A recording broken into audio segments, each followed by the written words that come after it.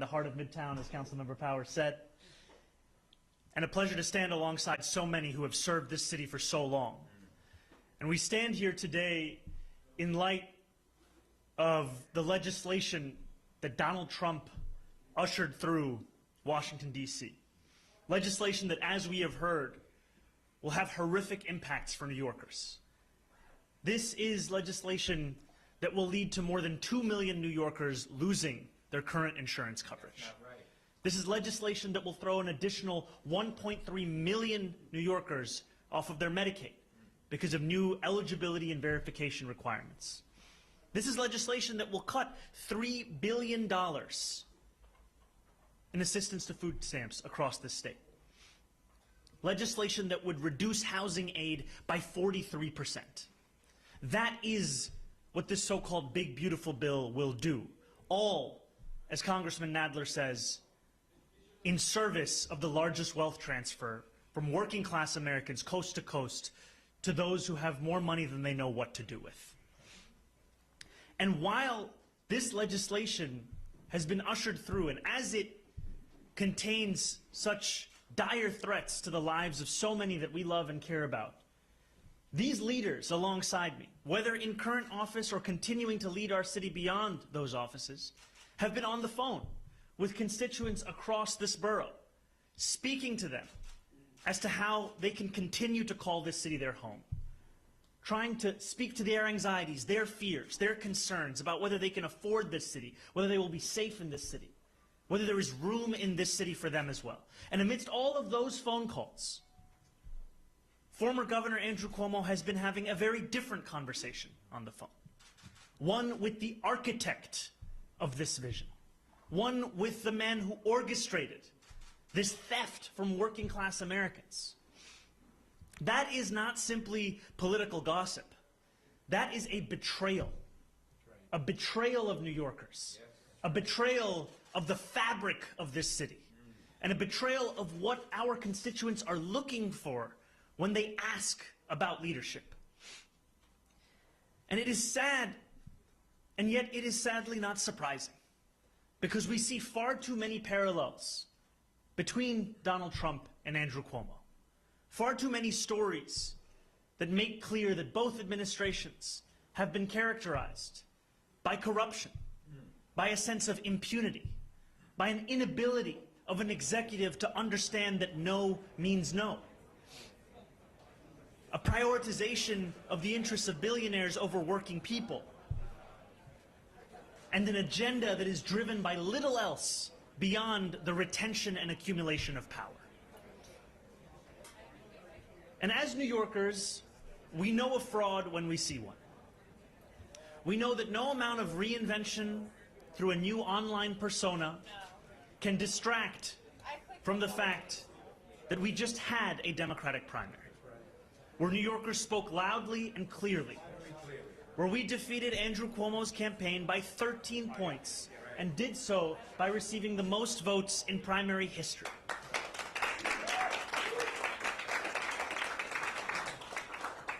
Calling Donald Trump and having your pollster brief him does not distract from that reality.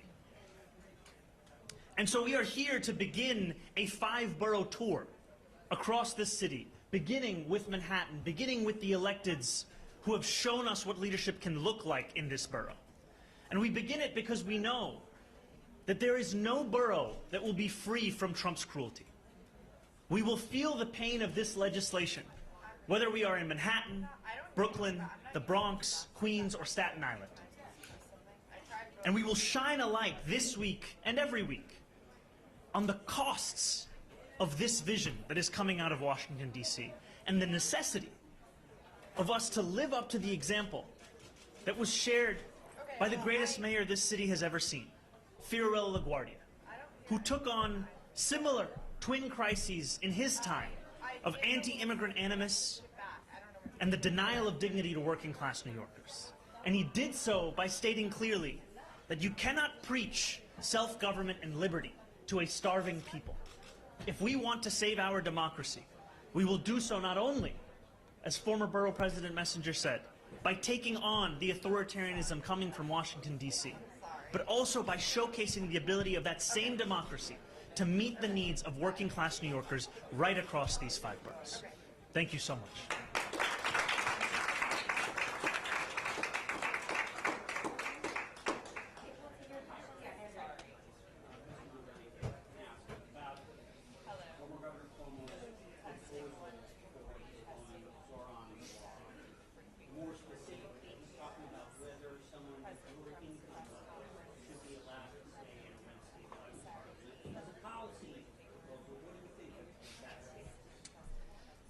What do we know about this policy proposal beyond the fact that it seeks to evict me from my apartment?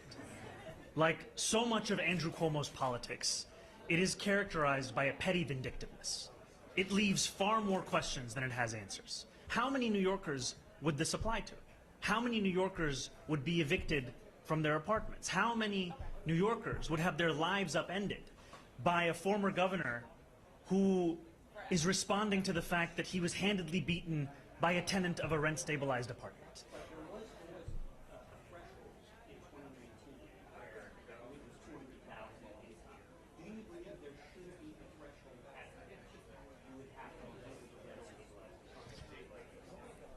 I've spoken at length about my skepticism of means testing as an approach.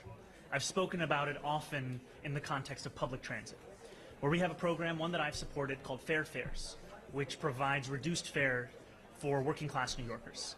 That program serves about 40% of the eligible population of New Yorkers. When the MTA was asked what success would look like, they said 50%, means leaving half of all eligible New Yorkers out of the use of that program. And that is not a reflection of who the MTA seeks to serve, it's more a reflection of the difficulties of any means-tested program in actually being universally applied.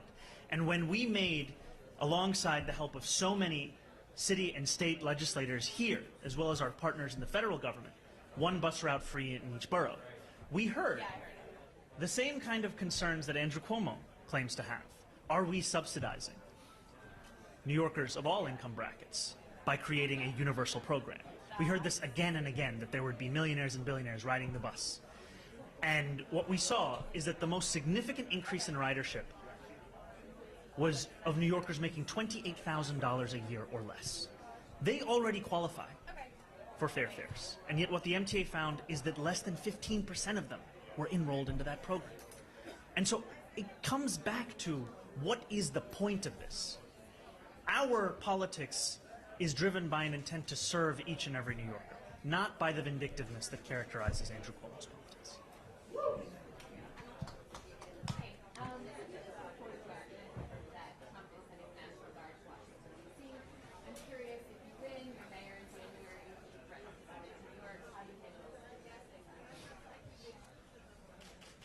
We've heard from so many leaders today about the need for our city to have a mayor who is not only able but willing to stand up for its people. That doesn't preclude speaking to Donald Trump, but what it precludes is speaking to him on the basis of trying to find a way to subvert the will of Democrats in New York City. I have said time and again, I will speak to the president and anyone as long as it is to the benefit of New Yorkers, not at the expense of those same New Yorkers. And we know from the example of the first Trump administration, as well as now the second Trump administration, that Donald Trump does not respond well to cowardice, to collaboration. He requires a response that showcases the ability to fight back against that same agenda. And that's what I would do if and when he makes these kinds of threats with regards to New York City.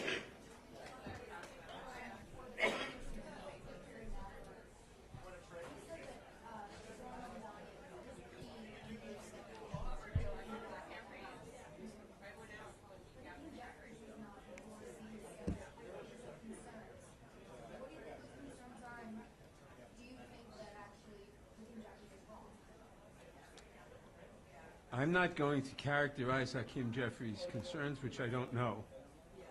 And I'm not going to characterize what he's doing. All I'm going to say is that two things. One, I'm a Democrat, and Mamdani's a Democrat.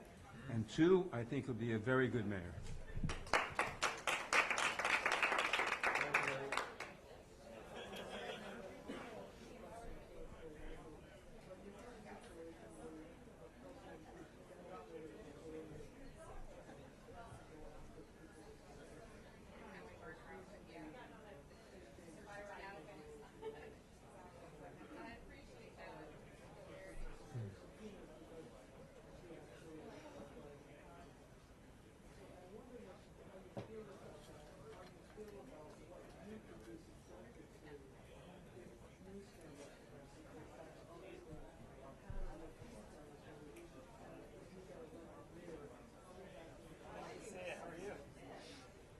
Thank you, Marsha, for this question. As you allude to, the politicization of so much of government under Donald Trump is one that means that those of us who follow through on our responsibilities to stand up to him and his vision when it comes at the expense of New Yorkers know that it comes with some personal risk. When I describe my administration as being his worst nightmare, I describe it as such because we will actually fight for the people that he claimed to be running to represent. Donald Trump ran on a promise of cheaper groceries. Now he's cutting SNAP benefits. I know that in doing so, I open myself up to the kind of personal attacks that we've seen over the last month. It's no surprise to hear the president threaten to denaturalize me, to deport me, to arrest me. It meant that when I was coming back to my home of New York City in the United States of America, I had to have a meeting with legal counsel of the steps I may need to take if I was to be detained. That is a sad reflection of what politics looks like today. But those kinds of realities cannot dissuade us from standing up for our constituents. We are not blind to them, we are not naive to them, but we also know that it is a cost worth incurring if it means we can protect the city that we love.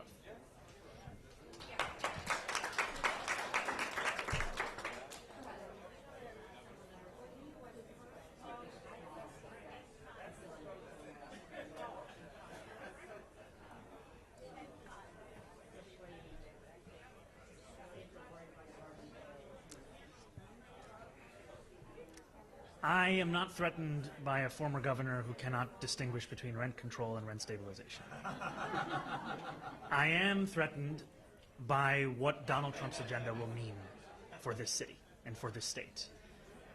And the connection between the two comes from the fact that the president has three candidates in this race. He has one who is the member of the same party as him. He has another who he has functionally bailed out of legal trouble. And a third who he is coordinating with. And what New Yorkers want is a mayor who is accountable to them, not to the president, not to the same billionaires that put that president back in the White House, but to the people of this city. And people who we are seeing in this moment are struggling to afford the city that they call home. You know, yesterday, as I marched alongside 1199, the Dominican Day Parade, with so many of these incredible leaders here, I heard far too many stories of Dominican New Yorkers who had to leave our city and now live in Pennsylvania because of how expensive this city has become. And we know that the reason Donald Trump is so threatened by our movement, by our ever-expanding coalition, is because of the fact that we mean what we say. We will represent those same New Yorkers who voted for Donald Trump in the hopes of a cheaper cost of living. And it is that stark contrast that threatens him because it brings to bear the lack of sincerity in so much of what he has promised Americans.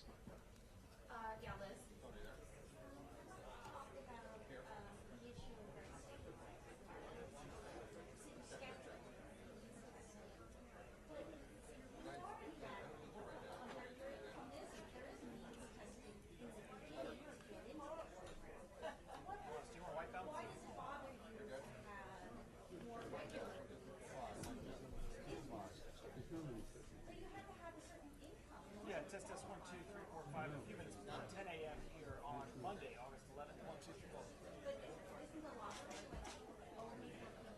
3, 4. This is not through the lottery. I found this apartment on Street Easy. I think there is a lottery, but this apartment, like many New Yorkers find, was separate from it.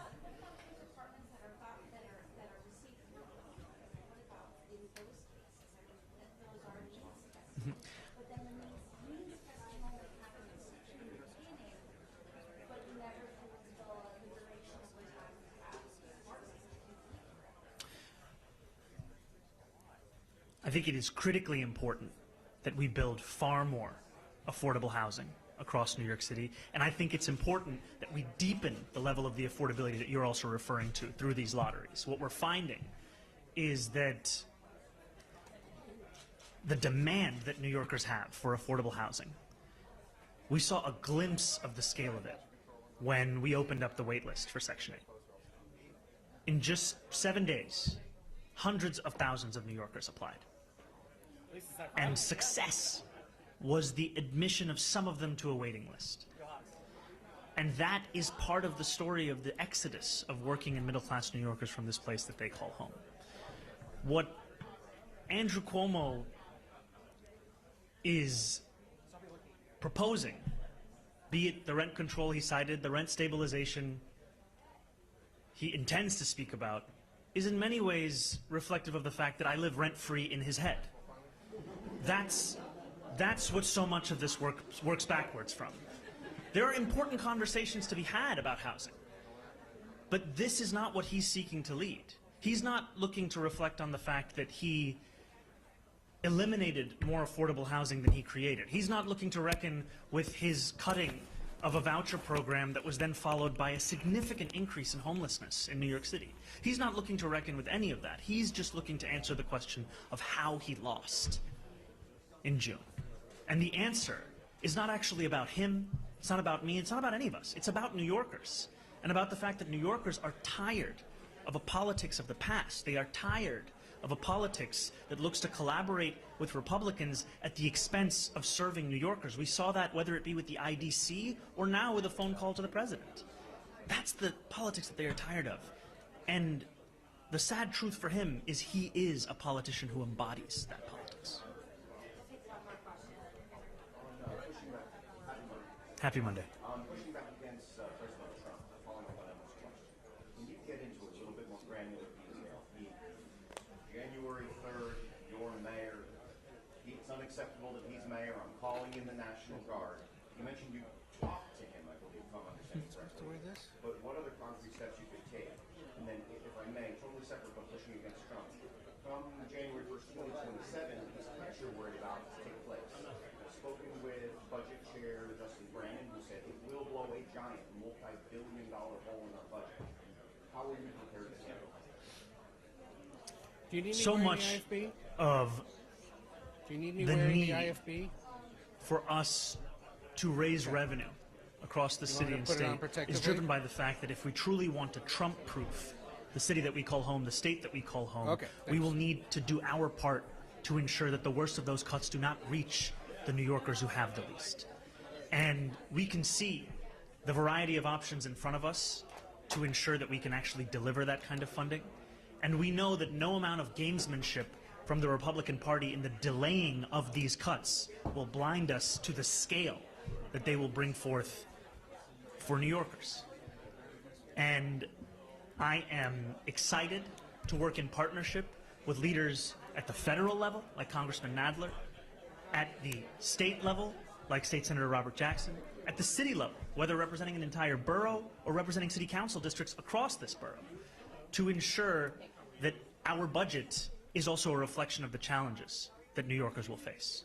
And on National Guard, more specifically what you would do a couple days after you're in office, he calls it the National Guard.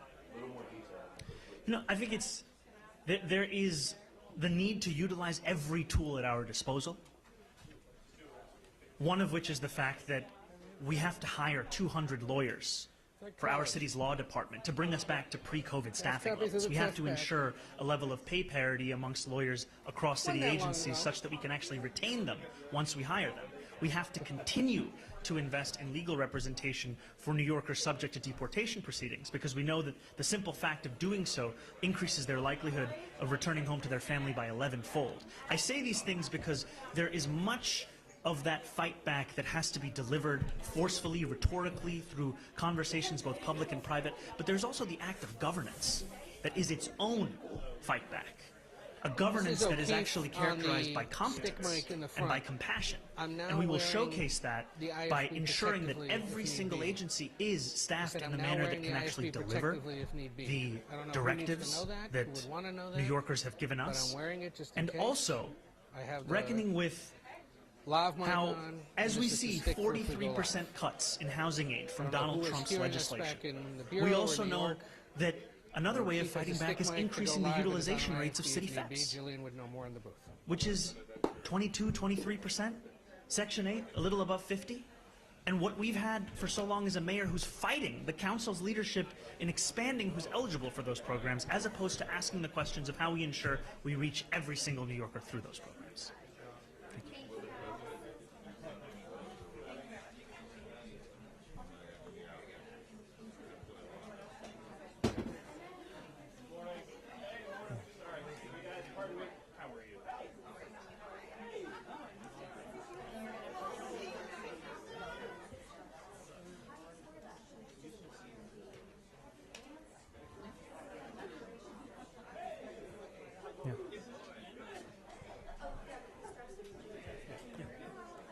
No, but you know, in my district, 25,000 people live in Stuytown. The entire development has been stabilized. You were saying that families who live there 30, 40, 50 years are going to have to be evicted and not be able to stay in New York, not stay in that district, because you want to do some means testing on rent-stabilized housing. The reality is, even if Mayor Mamdani moves out of his rent-stabilized apartment, when he moves to Gracie Mansion, it is not guaranteed that an affordable person will be in that. You know, it is the real estate industry who's trying to push those rents up to make sure that his rent, whatever it is, can be doubled or tripled. And it's the state's responsibility to maintain affordability and not to create opportunities and tools for real estate to evict working-class New Yorkers who maybe did a little better than they did 5, 10 years ago. People want to stay in communities. They want their kids to go to those schools and be part of neighborhoods, and that's exactly what we did in 2019, protect people to stay in those apartments and not create a means testing, because we've seen it creates community and stabilization. That what the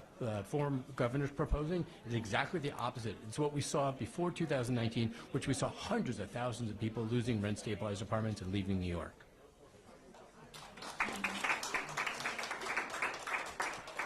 The last two things I'll add is we're also speaking about a former governor who was the former governor, someone who had many years to implement any one of these kinds of critiques into policy. And what he is instead doing now is trying to reckon with that political defeat. And much of this focus on the question of who gets to have a stable life, it assumes the premise that only so many New Yorkers can have that.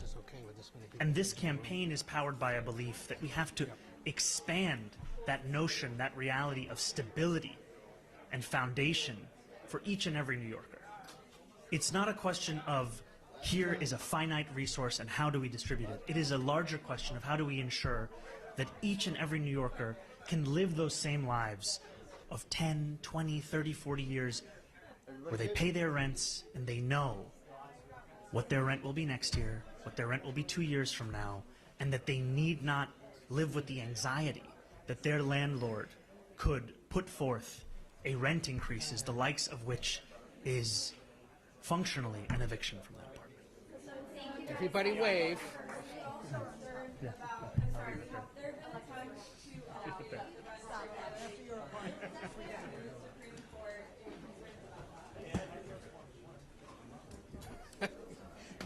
You're smiling.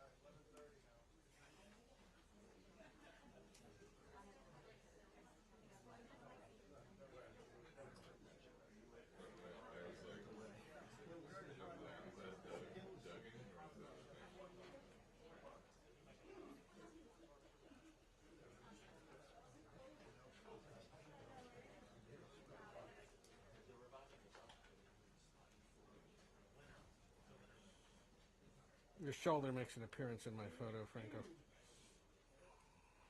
Dana and Bill, good morning to you once again. You're right. This issue will be front and center when the president arrives here in the press briefing room in the next few minutes. You can imagine quite the crowd in here. A lot of focus, of course, will be the president's comments on his plan and his words to tackle a crime rate here in D.C. that he believes is unacceptable.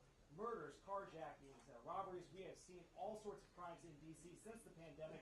While numbers appear to peak in 2023, we have seen a dip, but the president still believes that the crime in the district, the nation's capital, is still unacceptable. What do we expect to hear from the president today? One will be whether or not the National Guard will actually be deployed on the streets of D.C. Fox hearing up to 1,000 National Guard officials, troops will be made available, but whether that number holds or if it's rolled out all at once is yet to be seen. Over the weekend, we saw a number of federal law enforcement agencies, ICBP, FBI, ATF, out on the streets with D.C. Metro Police, also looking into what's happening on a daily basis. Just over the weekend in Navy Yard, it's a beautiful part of D.C., right near where the Washington Nationals play. We saw a fight break out, lots of teenagers, gunshots, and from that we also saw the city impose a juvenile curfew because so much of the focus, Dana, has been on the younger offenders in the district and whether or not the penalties have been too light for those people, 14, 15, 16, who may be committing crimes. I remember we saw a number of carjackings within the last 2 years or so where it was shocking to find out that it would be a 14 or 15-year-old that would rob somebody at gunpoint and, of course, make off with the vehicle as well. We know that the new U.S. Attorney for D.C. has also been urging the City Council to come in and stiffen some of those penalties. But one of the biggest questions also will be about whether or not the president will have such authority to do what he's likely to unveil here. The White House already picking out a fact sheet of what they say is some of the arrests that were made over the weekend with the help of additional federal law enforcement sources. But one of the other questions would be whether or not we see Congress try to rein in some of D.C.'s self-governing authority that dates back several decades. It's something that Republicans up on the Hill have talked about for a long time, but may not have had the votes to do just that. D.C. has a Democratic mayor, Muriel Bowser, who had been critical of Trump in the past, especially after what happened in early of 2021. But since then, they seem to have found somewhat of a working relationship. She was on another network over the weekend in which she said that the president would be in his authority to send the National Guard out to help with D.C. police, to help with law enforcement.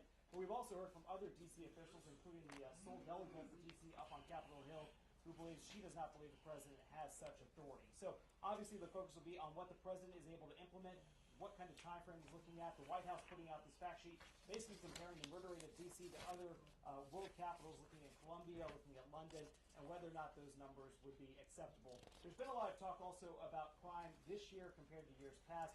D.C. police, as well as the mayor's office, has been trying to point that crime is still down from what they saw just a few years ago, but crime before the pandemic still a major issue. And like we talked about the incidents over the weekend, it is still everywhere, whether you're even just leaving the White House, going up in the National Mall area, 8th Street corridor. If you've been to D.C., there is a lot of this area that is absolutely still under concern for D.C. police. There's also been a question about resources, how many officers left the force after the pandemic. Dana, we'll see if the president weighs in on this, as well as his upcoming summit with Russian President Vladimir Putin on Friday. Dana.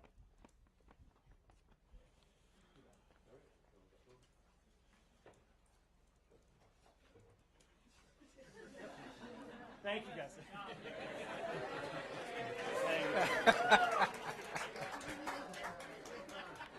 All right, Gabe, no pressure.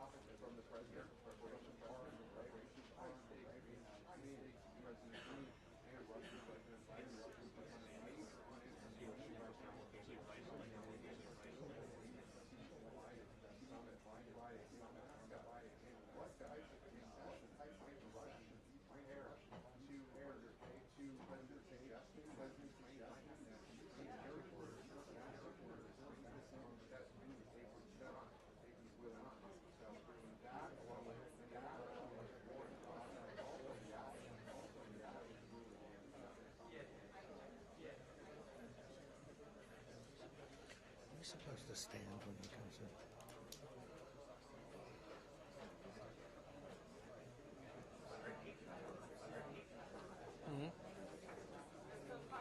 Not even right.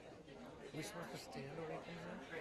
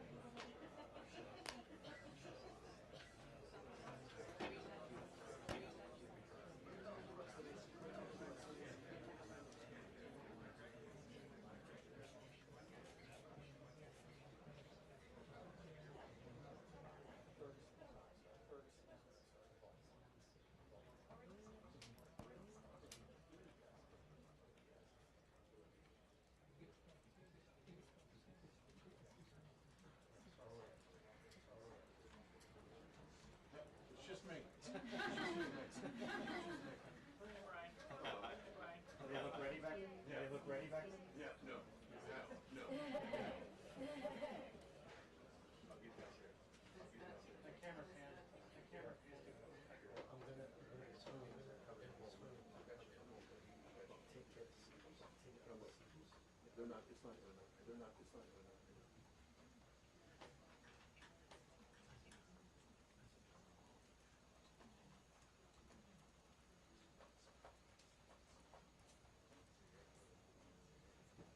I will get out of the way. I promise. I will get out of the way. I promise. My big head's not going to block. My big head's not going to block it.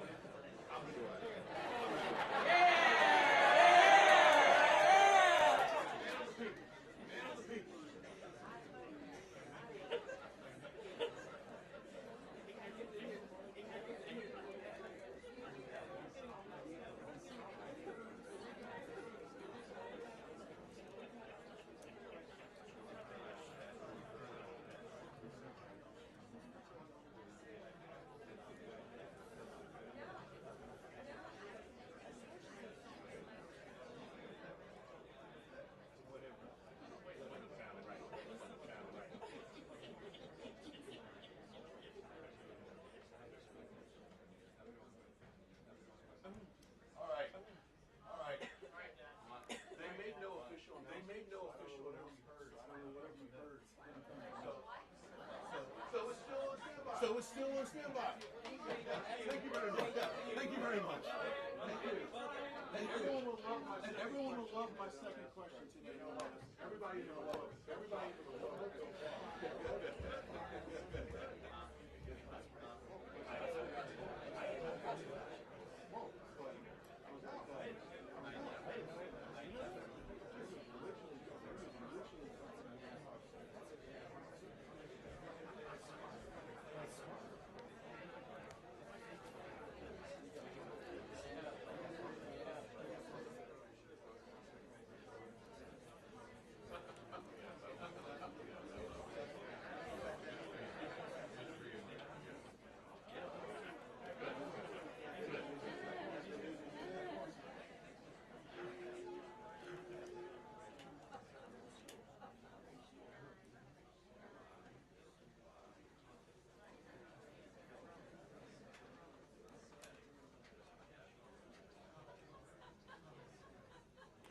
Somebody's going to collapse back there.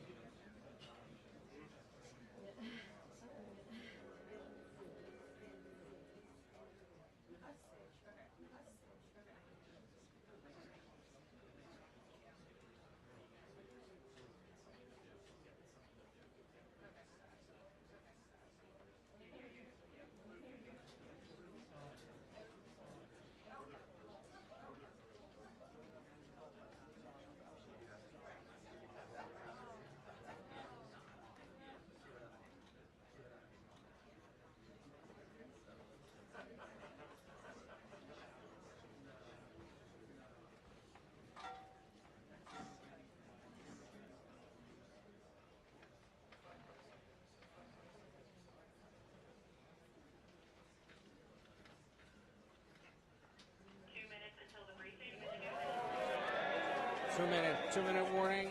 Full 2-minute warning.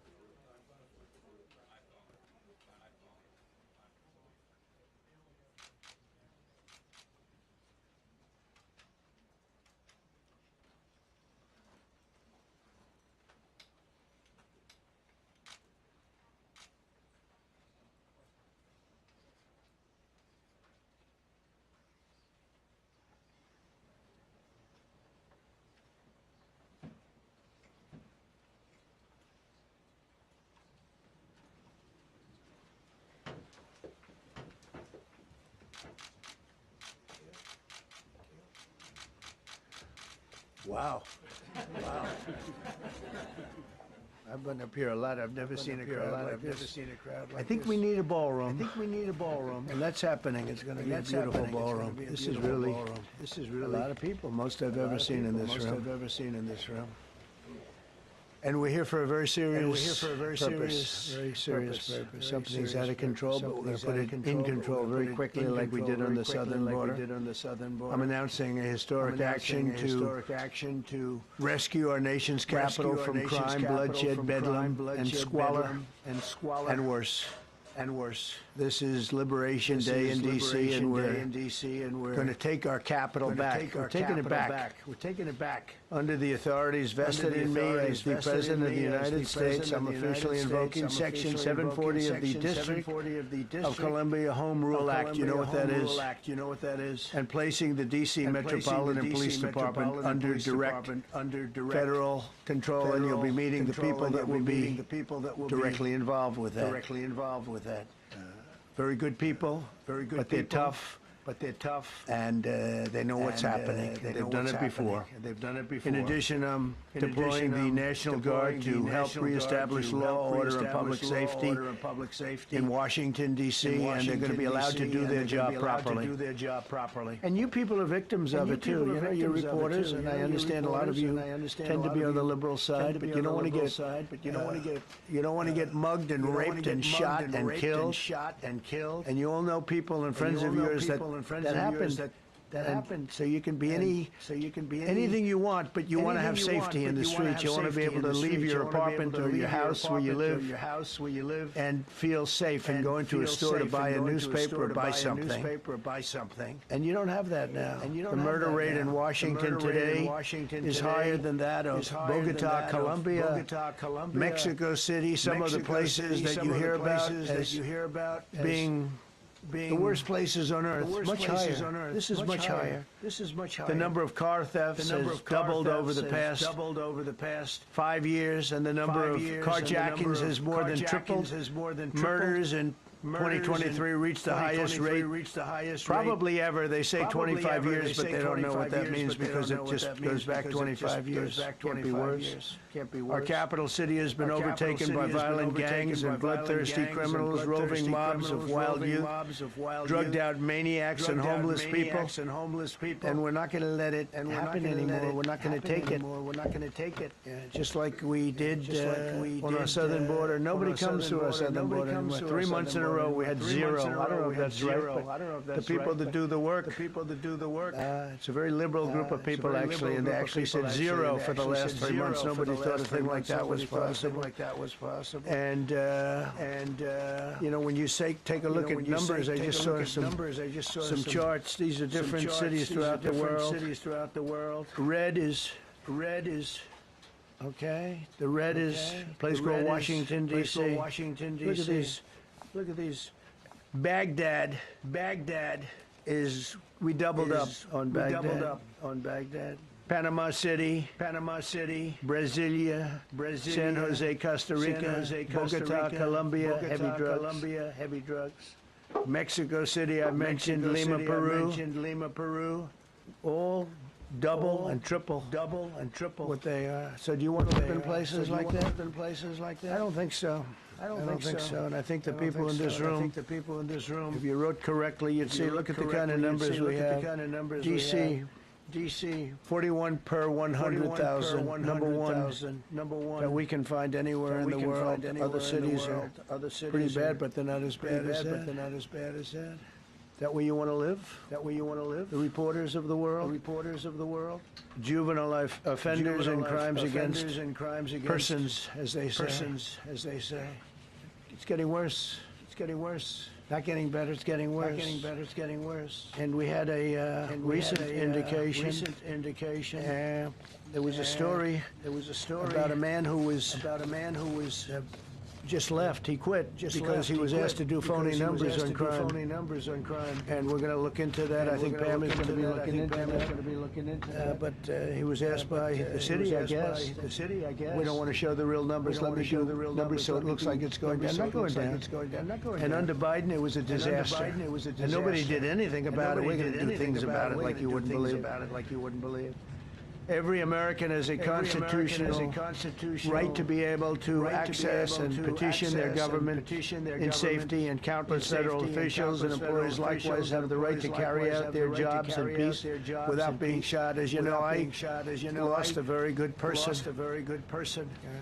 A while ago was shot, waiting for his wife. He was in the car, they robbed his car, they shot him, they killed him like it was nothing to it.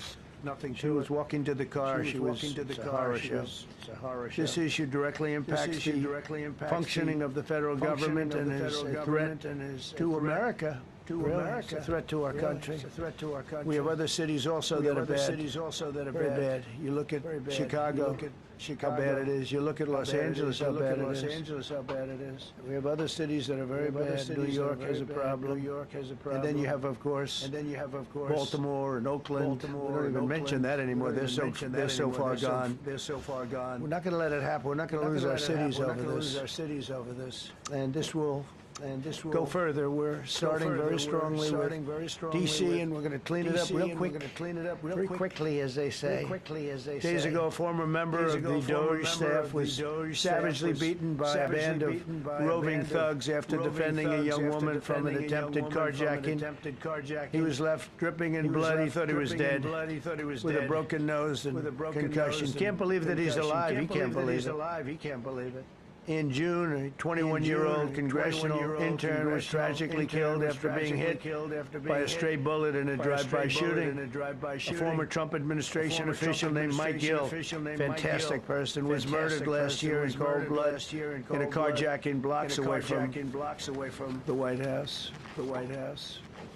We all knew him. Great person. Waiting for his wife as she was walking to the car. A Democrat congressman was also carjacked at gunpoint not far from the Capitol. And in 2023, an aide to Senator Rand Paul was stabbed in the chest and head by a demented lunatic as he walked down the street, just absolutely for no reason. Horrifically, last July 4th weekend, a 3-year-old girl was shot in the head and killed while sitting in a car near the Capitol. It's becoming a situation of complete and total lawlessness. And we're getting rid of the slums, too. We have slums here. We're getting rid of them. I know it's not politically correct. You'll say, oh, so terrible. No, we're getting rid of the slums where they live. Caravans of mass youth rampage through city streets at all times of the day. There are ATVs, motorbikes. They travel pretty well. Entire neighborhoods are now under emergency curfews. Just this past weekend, gunfire went through, and you saw that the Navy Yard. I saw it this morning. They saw that they fought back against. See, they fight back until you knock the hell out of them, because it's the only language they understand. But they fought back against law enforcement last night. And they're not going to be fighting back long, because I've instructed them and told them whatever happens, you know, they love to spit in the face of the police as the police are standing up there in uniform. They're standing and they're screaming at them an inch away from their face, and then they start spitting in their face. And I said, you tell them, you spit and we hit. And they can hit real hard. It's a disgusting thing. I've watched that for years. For 3 or 4 years, I've watched them. Police are standing, and they're told, don't do anything under any circumstance. And you can see they want to get at it. And they're standing there, and people are spitting in their face, and they're not allowed to do anything. But now they are allowed to do whatever the hell they want. This dire public safety crisis stems directly from the abject failures of the city's local leadership, the radical left city council.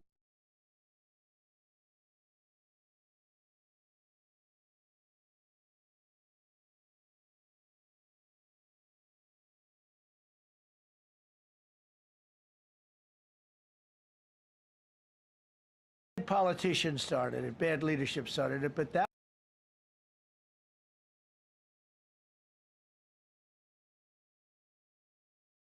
the day is out. We're going to end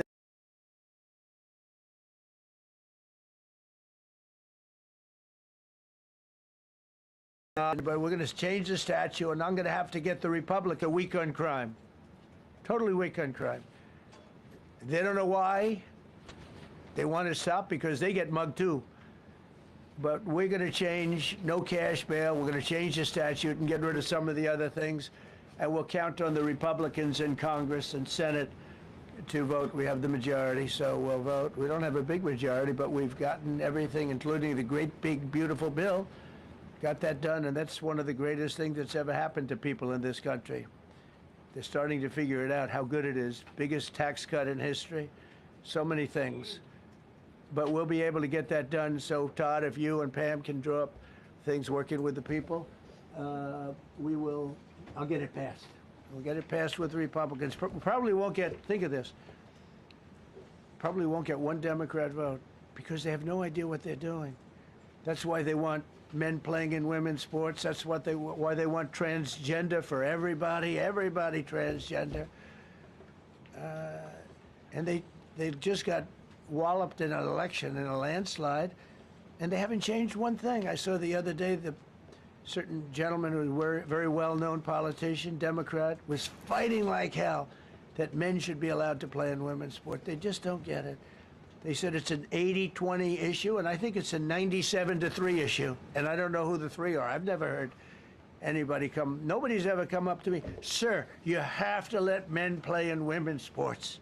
You have to do it, sir. Nobody's ever approached me. I don't know where this issue even comes from. Never seen anything like it. But they turned our nation's capital into a sanctuary jurisdiction. That's the other thing. We have to get rid of sanctuary cities as quickly as possible. We're going to do it, too. We have to. Because it's sanctuary for criminals. Releasing illegal alien gang members onto the streets in 2022, nearly 70% of criminals arrested in Washington went unprosecuted. That's not going to happen with the group we have standing aside and standing behind me.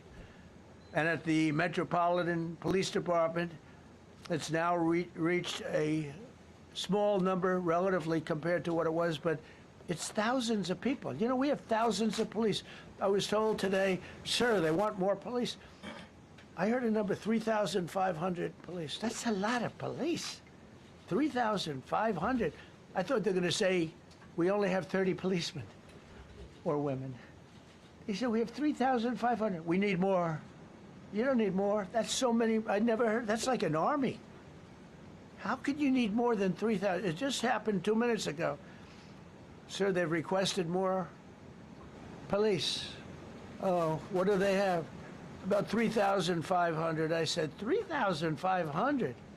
This is not a big area. It's ridiculous. What you need is rules and regulations, and you need the right people to implement them. And we have the right people here, that I can tell you. Look at the border. Biden said there's nothing you can do. Kamala was the border czar. She never called one of the Border Patrol agents who are great. ICE is great. Never spoke to anybody. Never went there. But she was the border czar. And everybody said it was impossible to fix. I fixed it in 3 months. No, really. I fixed it the first week, but really fixed it over the last couple of months.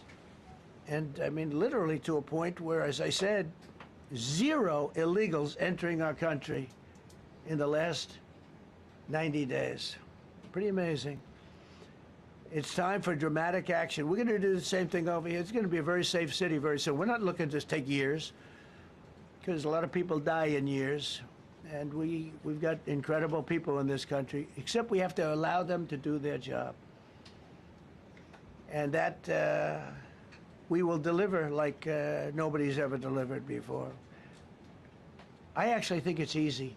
You know, if you're competent, it's easy. If you're incompetent, it's impossible. But I'm very competent. Last week, my administration surged 500 federal agents into the district, including from the FBI, ATF, DEA, Park Police, the U.S. Marshal Service, the Secret Service, and the Department of Homeland Security. You know, a lot of nations, they don't have anything like that. They got some police, and they're rough police. They don't have DEA, ATF, FBI, Park Police, the U.S. Marshal Service, Secret Service, Department of Homeland Security. They got some police. but they're rough police, and they do their job. They don't have crime. We're not going to have crime either. They made dozens of arrests, and that's what starts to happen. Again, cashless bail. Watch what we do with that. Today, we're formally declaring a public safety emergency. This is an emergency. This is a tragic emergency. And it's embarrassing for me to be up here. You know, I'm going to see Putin. I'm going to Russia on Friday. I don't like being up here talking about how unsafe and how dirty and disgusting this once beautiful capital was, with graffiti all over the walls. It's another part of it, by the way, because we're talking about safety, but we're also talking about beautification. We have the most beautiful, potentially, capital in the world. We always had. But people come from Iowa, they come from Indiana, they come and then they get mugged. Not going to happen. Keep coming, because by the time you get your trip set, it's going to be safe again, and it's going to be clean very quickly.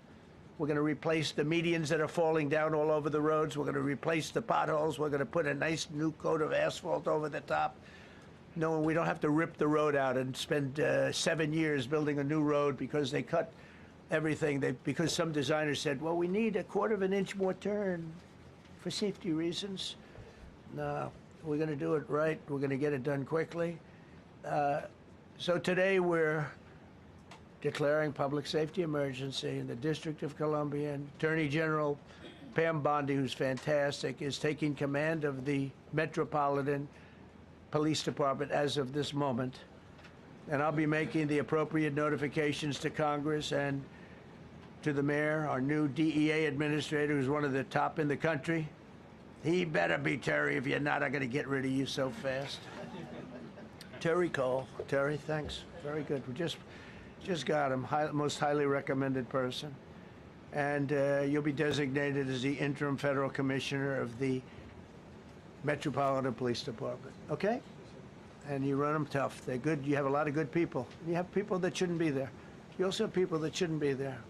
They got in there because of woke. But you have a lot of great police, and those people are the ones that want to help you.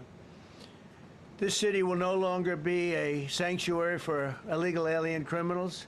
We will have full, seamless, integrated cooperation at all levels of law enforcement, and we'll deploy officers across the district with an overwhelming presence. You'll have more police, and you'll be so happy because you'll be safe. When you walk down the street, you're going to see police, or you're going to see FBI agents. We're going to have a lot of agents on the street.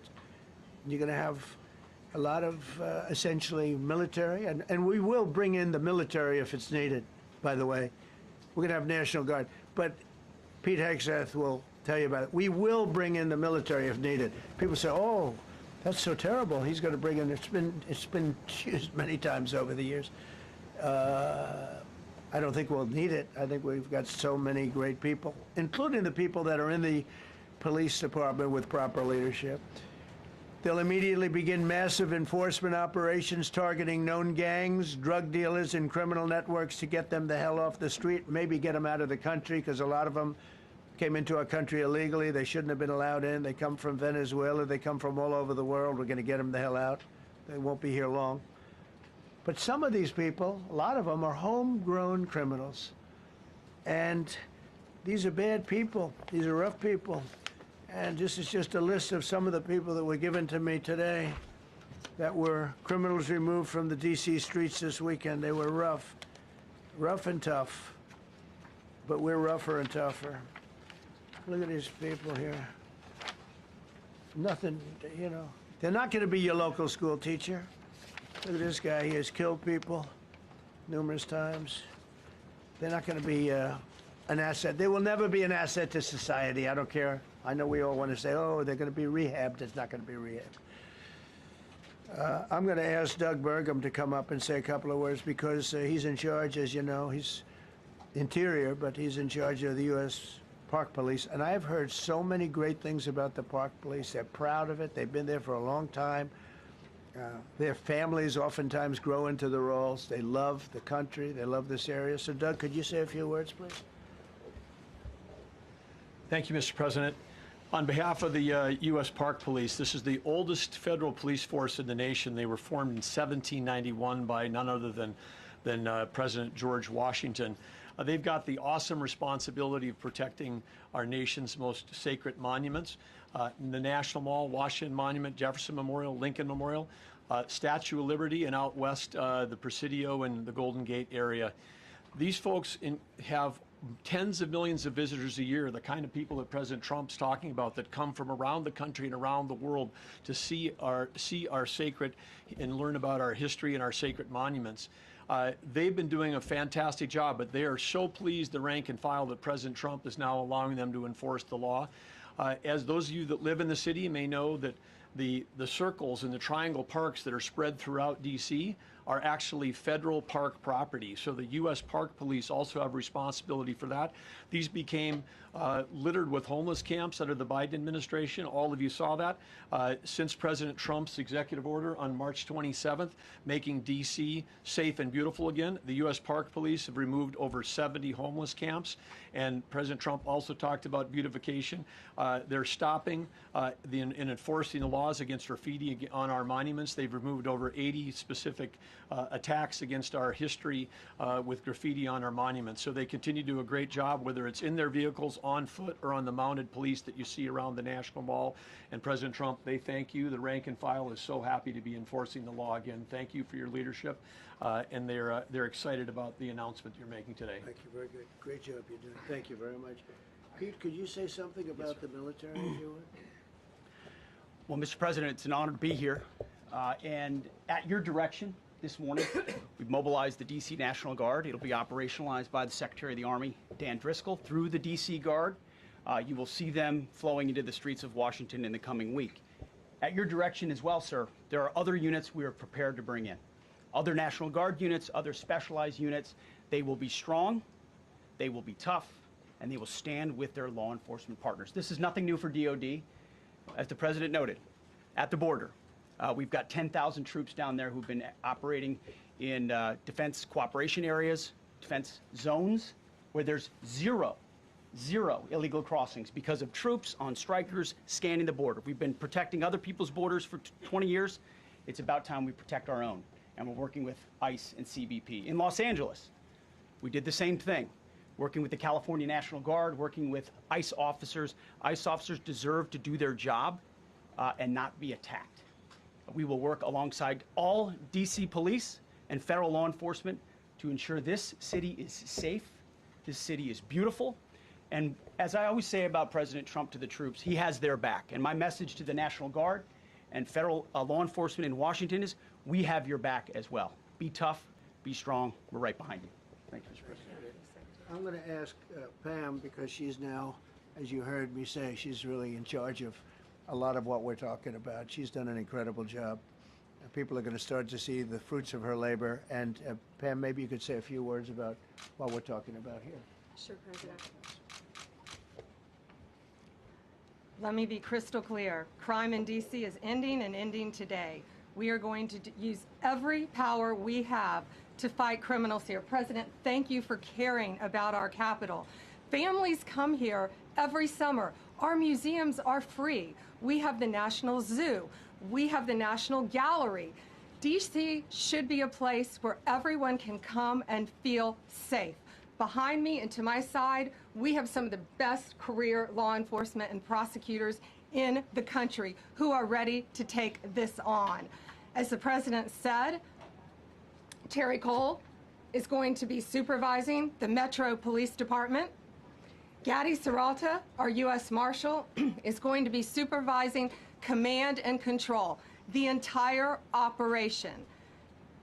Our Deputy Attorney General, Todd Blanche, and I will be working with them closely, along with our great FBI Director, Kash Patel. Kash is going to talk to you in a minute about what we did in Virginia recently with Governor Youngkin. Many of you covered that, and it was tremendously successful.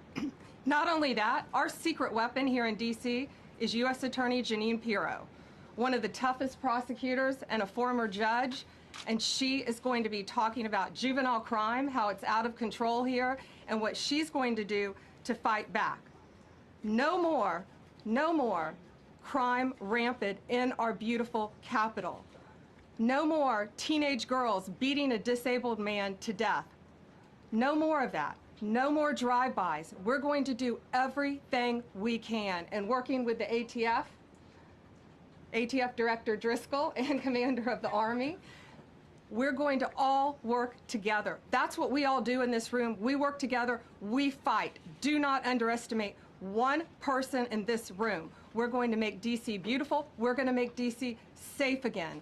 One other thing, just at the wharf a few days ago, the area of the wharf, Terry Cole reached out to me, not even nightfall, on the weekend, where so many families and tourists go. A guy's overdosing from fentanyl on a park bench in the middle of families around. They administered Narcan and saved his life. No more of that. The President of the United States is going to clean up D.C., and we're going to be there to help him, and we're going to be successful. Thank you. Thank you. Cash, talk about Northern Virginia, if you would. Northern Virginia, we had a big success. Thank you, Mr. President. Thank you, Attorney General Bondi, for your leadership, Deputy Attorney General, and the rest of our interagency partners. Mr. President, the following is what happens when you let good cops be cops, and I just want to highlight that before I get into Northern Virginia. This year alone, under President Trump's administration, we've had over 4,000 child victims identified and found. That's a 33% increase from the same time period last year. 33% increase. We've had a seizure of 1,500 kilograms of fentanyl up to this date. That is a 25% increase since the same time period last year. And just to put it in perspective, 1,500 kilograms of fentanyl is enough to kill 115 million Americans. 115 million Americans. Cops are getting after it. The FBI has arrested 19,000 people this year alone. Thanks to President Trump's administrations, that's double than where we were this time last year. And we have also arrested 1,600 people who have committed violent acts against children. 270 of them are human traffickers of children. Mr. President, this is what happens when you have great leadership at the Attorney General with Pam Bondi, your administration's priority of protecting the homeland and protecting American citizens and protecting our children, and the murder rates are plummeting. We are now able to report that the murder rate is on track to be the lowest in U.S. history, in modern recorded U.S. history, thanks to this team behind me and President Trump's priorities. And how do we do it? And what are we going to bring to D.C.? What we did in Northern Virginia, thanks to Terry Cole and Governor Youngkin and the team, we stood up a task force out in my Northern Virginia field office, and we said, let's let good cops be cops, let's get them the intelligence and what they need, and let's get the red tape out of their way, and let's get DOJ partnered up with us to bring great prosecutions, and that's exactly what we did. In 1 month, we arrested 545 violent felons. 545 in the state of Virginia, thanks to Governor Youngkin's partnership. And that simplicity in law enforcement is what's coming to Washington, D.C. When you let good cops be cops, when you give them the intel they need, when you work with our Homeland Security Task Force, when you work with Terry and Gaddy and I go way back to Miami, these guys are great leaders of the respective departments and law enforcement capacities. And when you have the DOJ and President Trump driving behind this mission, we are going to clean up Washington, D.C., and we're going to do it the right way, the lawful way, and we're going to make sure Washington, D.C. is safe again. Thank you, Mr. President. Thank you, Attorney General. Thank you very much. Thank you, Cash. So the process begins right now. It actually started over the weekend, and we confronted a lot of very bad people. But it's going to be something that will be pretty amazing to you as you watch it. And I think most of you say it's a beautiful thing to do it right. We're going to be removing homeless encampments from all over our parks, our beautiful, beautiful parks, which now a lot of people can't walk on. They're very dirty, we've got a lot of problems. But we've already started that. We're moving the encampments away, trying to take care of people. Some of those people, we don't know how they even got there. Some of those people are from different countries, different parts of the world. Nobody knows who they are. They have no idea, but they're there. We're getting rid of the people from underpasses and public spaces from all over the city. There are many places that they can go, and we're going to help them as much as you can help. But they'll not be allowed to turn our capital into a wasteland for the world to see. The Metropolitan Police Department and the federal authorities will be supported in the effort, a really big effort, the 800 D.C. National Guardsmen that we'll put on, and much more if necessary. much more. You remember I said, I offered 10,000 once. Remember I said to a certain person, who I thought always was highly overrated, not very competent, but I said, if you need them, we'll give you 10,000 of the military or the National Guard. They turned me down. But if necessary, we're going to move service members directly to joining the Guardsmen. And that'll take place very rapidly, and that'll be done in conjunction with Pam and with Pete and everybody else. Washington, D.C. should be one of the safest, cleanest, and most beautiful cities anywhere in the world. And we're going to make it that. We're going to make it safe. We're going to make it smart. We're going to make it beautiful, so beautiful. Some of the buildings, we're going to add to it. You see what we've done at the White House. White House is a whole different building. I do that in my part-time because it's a natural instinct as a real estate person. I was very good at that, and I was very good at fixing things up. I like fixing things up. You see what's happening. The marble floors are being reinstalled, renovated, fixed. The whole place is becoming very beautiful. We're going to be adding a magnificent ballroom, most beautiful ballroom, I think, anywhere. We need it. I would have certainly loved to have had it today. I think we would have filled it up. A lot of you are standing outside, can't get in this room. I have never seen the room like this, which tells me that you want to talk about, I mean, this was a D.C. news conference. It tells me that you want to talk about crime in D.C. and beautification of D.C., but I'm going to put that's easy. And I think, frankly, fixing the crime with the pros, fixing the crime is easy, too. A person who I've known for a long time, and she's been incredible. She was a fantastic, one of the best ever district attorneys in New York. She was in Westchester, and she became a judge, very successful judge. And then she went into showbiz because she was such a good DA and such a good judge, tough judge, but fair, always fair. Nobody ever complained about that, but she was tough. And because of that and her reputation, she went into showbiz. So a lot of people don't, they think of Janine as showbiz. Actually, showbiz was not her thing. And she did great. She was on, along with a couple of other of my friends, on the #1 show. And she did great, but this is what she loves doing. This is really her baby. What she's going to do is going to be incredible. And I'd like to speak for just a few seconds on what she has in mind, what she wants to do. We're going to be appointing some judges. We have some open spots, and we're going to take people, because the judges are letting killers out. They just say, go, that's okay, don't worry about it. So we're putting some Pam recommended, Todd recommended, some judges that are great. Janine recommended. Janine's given me 3 great candidates already. We have about 10 open spots, so we could probably create some more. We need them. Janine, would you say a few words, please? Thank you very much, Mr. President, and thank you, Madam Attorney General, and to all my partners here.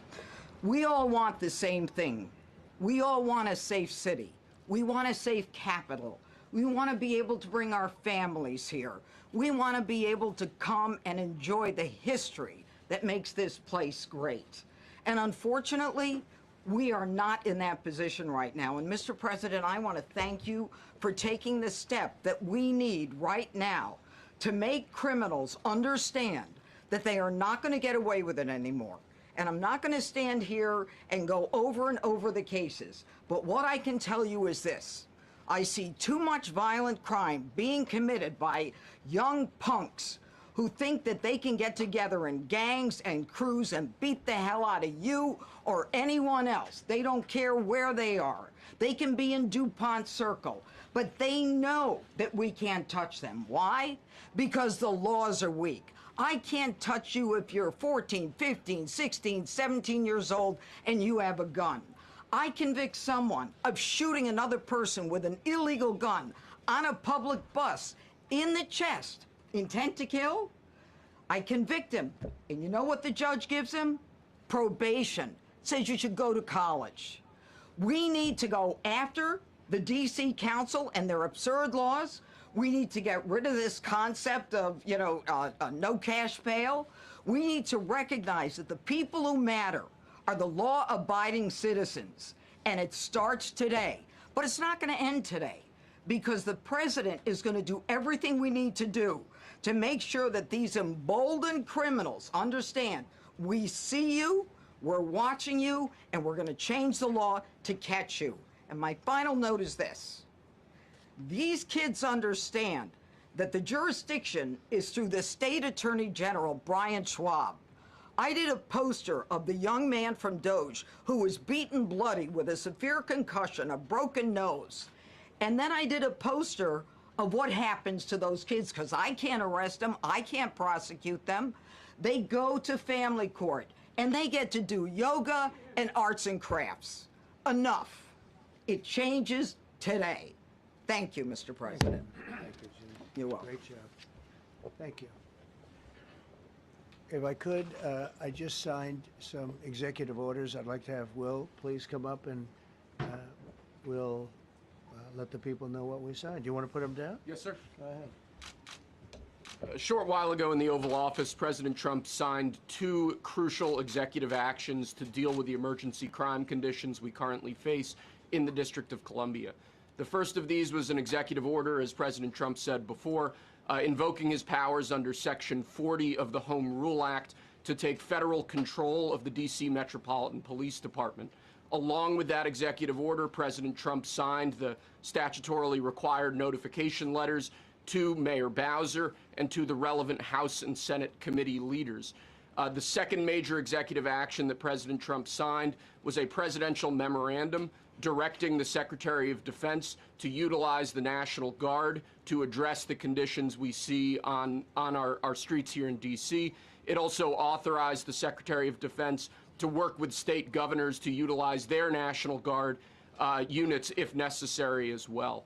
These are bold, decisive steps intended to combat the out-of-control crime conditions we've seen on D.C.'s streets for far too long, and I, for one, am deeply proud to be part of an administration that's finally coming to terms with these issues, sir. Thank you very much. Sir. Thank you. So, just to conclude, Washington, D.C. should be one of the safest, cleanest, most beautiful places anywhere in the world. It was years ago. We had one problem that was a pretty big problem. The radical left got out of control, and they started trying to rip down statues. And I said, let's go pass a law real fast. We're going to do it real fast, but we were blocked by the Democrats who do not want safety. Nobody gets it. I don't get it. They don't get it because they can't get votes. I don't know how they can win an election with this, but they don't want safety. And I found an old statute, very old, early 1900s, that said if you so much as touch or even think about destroying a statue or a monument in Washington, D.C., you go to jail for 10 years with no probation, no anything. In other words, slightly different than we have today. Today we have cashless bail. Today you get jailed 10 years. No curtailed sentence, 10 years. And we took it out. Nobody used it. It was never used because, you know, it's harsh. And you remember they started to rip down the statue of Abraham Lincoln. I said, that's a tough one to rip down. He was pretty good, Pam. I think he was pretty good. When the ropes started going around Abraham Lincoln to pull him down, Andrew Jackson, others, and they were heading to the Jefferson Memorial, Thomas Jefferson. They're going to do a big number there. I said, it's time. And I signed that statute immediately. We had it updated. We made it use the same language, all passed by Congress. And I announced it's 10 years in jail, no probation, no anything, 10 years, no curtail sentence if you touch, so much as touch a statue in Washington, D.C. And it was an amazing sight, beautiful sight. Everybody just left. The ropes were hanging around Andrew Jackson, and there were 2 ropes around Abraham Lincoln. They left the rope, but everybody just left. And that was the last problem we ever had. You know, that was the last problem that we ever had with the statues. They were going wild, and somebody came to me and said, sir, in 1910, I don't want to give you an exact because you'll say, Donald Trump gave us wrong dates around like early on. You know, if I'm slightly off, they make you sound a little bad. So I won't put myself in that position. I won't put you in that position because I think everybody agrees with what we're doing today. But when I signed that thing, it was like a miracle. Everybody left. They were gone. They were starting to march down. They started the march toward Thomas Jefferson, and I figured he was always going to be safe. But they found something with him, and they found something with Abraham Lincoln, and even in the name George Washington in California, numerous places changed the name of George Washington High School and various other places. They took George Washington's name. This was a sick, woke culture that I think we've largely ended. And a lot of those people that were woke are now turning out to be the opposite. I won't go so far as to say MAGA. It's a very special category. But they've gotten out of that. But we have people that love this country, and they love this really beautiful capital. It is. I flew over it the other day, and I said, what a beautiful place. But if there's crime all over the streets, when you get there, it doesn't look so beautiful. But we're going to make it beautiful again. We're going to fix it with crime, and we're going to also, as we're doing that, we're going to start doing things that we know how to do, that I know how to do better than anybody, I guess, because of my experience from previous life. But not only are we stopping the crime, we're going to clean up the trash and the graffiti and the grime and the dirt and the broken marble panels and all of the things they've done to hurt this city. And we're going to restore the city back to the gleaming capital that everybody wants it to be. It's going to be something very special. All of these people are really tough. Could I shake your hand, Gaddy, please? You're going to be so important here. You're going to be that guy. I hope I don't have to fire him in 2 weeks because he's too soft.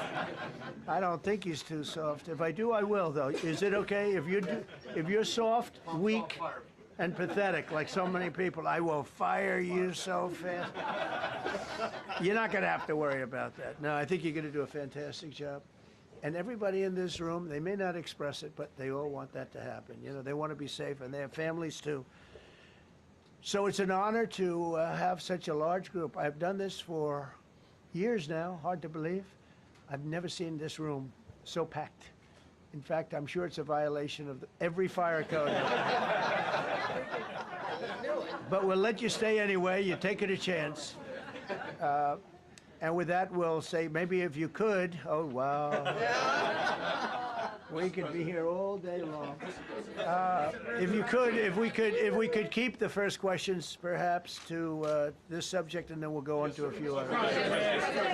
Please. Mr. President, thank you so much. Can you talk about how personal of an issue this is? We talked about flying over the Washington Monument and seeing the pride of what D.C. is, and do you believe that the status of the city, the cleanliness, the way that crime is low, is a direct reflection on how the country is run? Yeah, I do. I think the Capitol, look, everyone comes here. They're all coming. All the leaders, they're all wanting to come. And I say it, I've said it again, but I'm really just quoting other leaders from NATO, from the Middle East, King of Saudi Arabia, Qatar, UAE. I was over there. We brought back $5.1 trillion of investment into our country. But a month and a half ago, I was at NATO. We had a great thing. They agreed to put up 5% instead of 2%. 2% they didn't pay, 5% is already paid. We had a great meeting, and they all said the same thing. They said our country was dead. They thought our country was gone. 1 year ago, they said your country was dead. And now you have the hottest country anywhere in the world. We do. We have the hottest country in the world right now.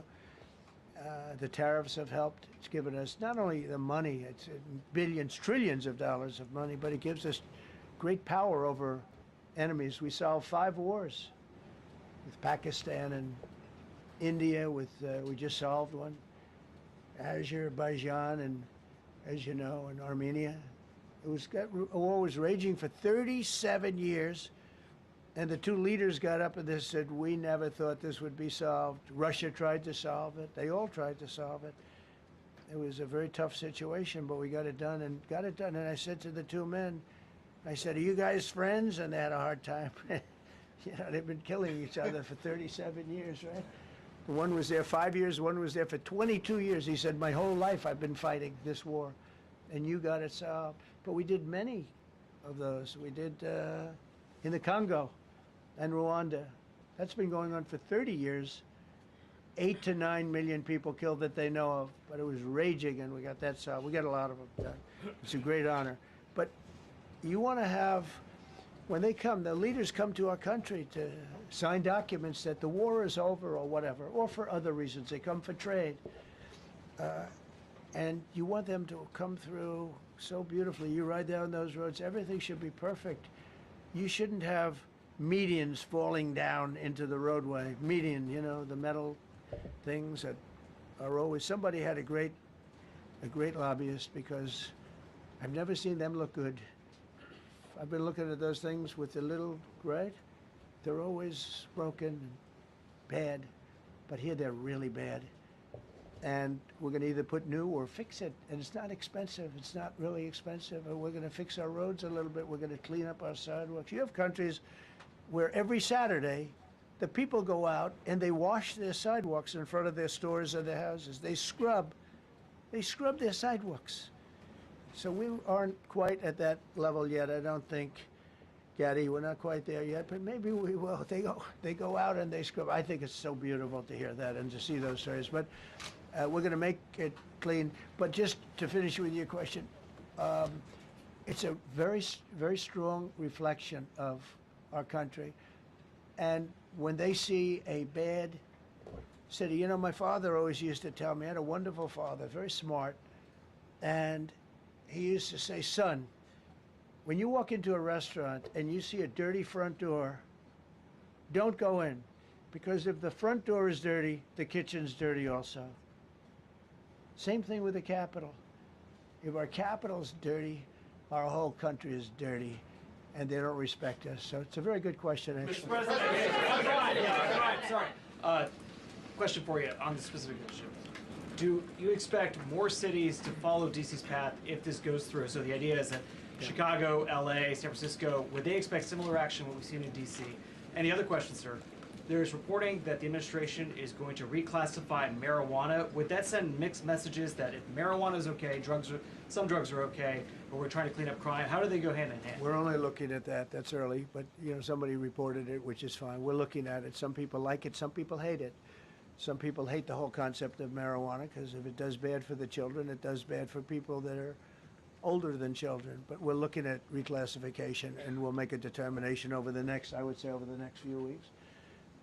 And that determination hopefully will be the right one. It's a very complicated subject, you know, the subject of marijuana. I've heard great things having to do with medical, and I've had bad things having to do with just about everything else. But medical and, you know, for pain and various things, I've heard some pretty good things, but for other things, I've heard some pretty bad things. The other part of your question, I mean, we're just going to see what happens with it all. You're going to have, we're going to have a tremendous success in what we're doing. Other cities are hopefully watching this. They're all watching, just like everyone's watching here. They're all watching, and maybe they'll clean up, and maybe they'll do this and get rid of the cashless bail thing and all of the things that caused the problem. I mean, if you go back, this whole thing with cashless bail is a disaster. So many problems came that we never had before. So they're watching us today, and if they don't learn their lesson, if they haven't studied us properly, because we're going to be very successful. I have zero doubt about that. It's going to be. It's a question of will it be really fast, like the border. You know, everyone said, they used to say, Biden used to say, I need legislation. I didn't get any legislation.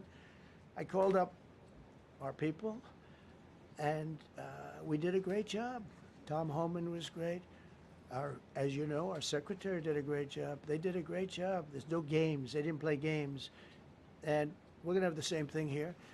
But then I'm going to look at New York in a little while. Let's do this. Let's do this together. Let's see. It's going to go pretty quickly. And if we need to, we're going to do the same thing in Chicago, which is a disaster. We have a mayor there who's totally incompetent. He's an incompetent man. And we have an incompetent governor there. Pritzker's an incompetent. His family threw him out of the business, and he ran for governor. And now I understand he wants to be president. But I noticed he lost a little weight, so maybe he has a chance. You know, you never know what happens. But Pritzker's a gross incompetent guy, thrown out of the family business. But when I look at Chicago and I look at LA, If we didn't go to L.A. 3 months ago, L.A. would be burning like the part that didn't burn. If he would have allowed the water to come down, which I told him about in my first term, I said, you're going to have problems, let it come down.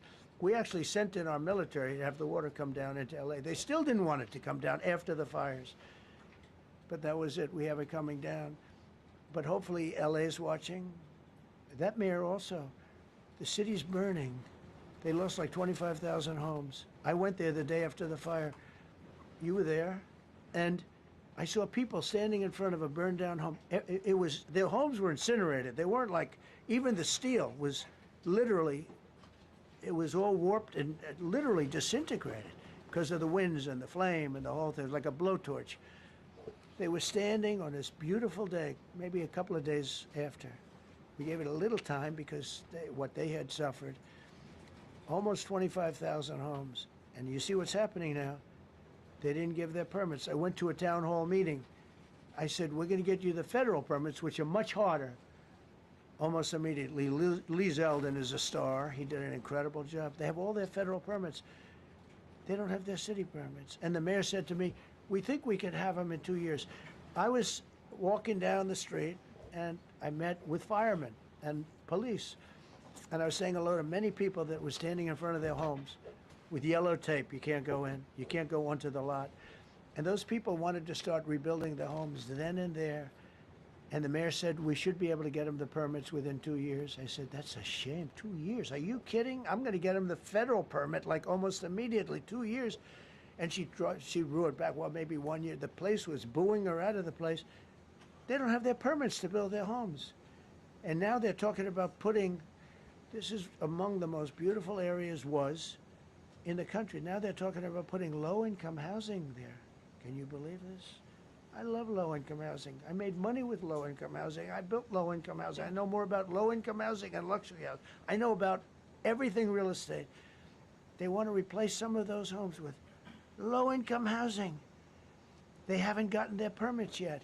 We've gotten all the federal permits, which are much tougher to get, and it was done almost immediately through Lee Zeldin and Federal Environmental. And I watched the other day, those people are angry. And now, you know, they had tremendous, they loved that area. They loved the whole big area, different places, but they loved it. It was all luxury stuff and beautiful stuff, and some wasn't that luxury, but the level of love for that neighborhood, their neighborhoods, was incredible. And you know what? I watched people on television, they want to go, they want to leave. They've lost their spirit, they've lost their heart, because the mayor's incompetent. And Gavin Newsom is incompetent. Got a good line of bullshit, but that's about it. He's incompetent. And you have Los Angeles is, you know, it's amazing. You know, I called, the first thing I did, I got the Olympics to go there. I was the one that got it. And by a rare thing that happened, I'll be the president. I was very upset because I got the Olympics there, and I said I won't be president when it comes. But bad things happened, and illegal things happened, really illegal things happened. Now it turns out one good thing was I'm going to be the president for the Olympics for 2050, for 250, which is going to be fantastic, and also for the World Cup. So we have a lot of good things, and I hope 250 is going to be the 250th anniversary is going to be the best. But when I looked at those people, and I saw last night on television that they still don't have their permits, it's a disgrace what's happened in Los Angeles. Yeah, thank you. The China tariff deadline is tonight. Do you plan to extend that? We'll see what happens. China's been, we've been dealing very nicely with China, as you probably have heard. They have tremendous tariffs that they're paying to the United States of America. And we'll see what happens. They've been dealing quite nicely. The relationship is very good with President Xi and myself. President, you mentioned your upcoming meeting with President Putin. Can you tell us what you hope to get out of that and whether you'll consider inviting President Zelensky to join? So you have to understand, this is a war that should have never happened. This is a war that wouldn't have happened if I were president. It would have never happened. It was the apple of his eye. I got along very well with President Putin. But if you look, under President Bush, they took a lot of territory. Under President Obama, they took a lot of territory. Under Biden, they essentially took the whole thing. You know, it's just a question of time. Under Trump, you know what they took? Nothing, nothing. I was the one that said, you can't build your pipeline that was half built. I came in, I stopped the pipeline. It's called Nord Stream 2. Nobody knows that, you know. Nobody ever heard of Nord Stream 2. You might have not even heard it. Biggest pipeline in the world. I stopped it. I was not a friend of Russia, but I got along well with Putin. It's always good to get along with other countries if possible, but that doesn't mean you roll over like Biden did. Biden came in and he immediately approved the pipeline. I couldn't believe it. Then they say Trump wasn't tough on Russia. I wasn't tough. I was the toughest. Putin said, if you're not tough, I would hate like hell to see you. I stopped the biggest economic development job, the biggest job that Russia had ever built. I stopped it. It was dead. And this low IQ president came in and he let them build a pipeline and supply oil and gas all over Europe, you know. So this is really a feel-out meeting a little bit.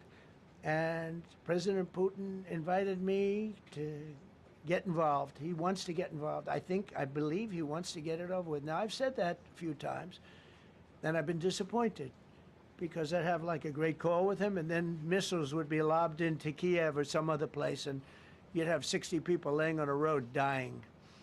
I said, that's cold, that's cold. But it's a violent war. 5,000 to 7,000 people a week are dying. And you know, there's nobody from here. They're all Russian and Ukrainian people, and some people from the cities, much smaller number, but still, those missiles do damage and they kill a lot of people, but mostly soldiers. And they're young soldiers, although in the case of Ukraine, they're getting much older. They're drafting 60-year-olds now.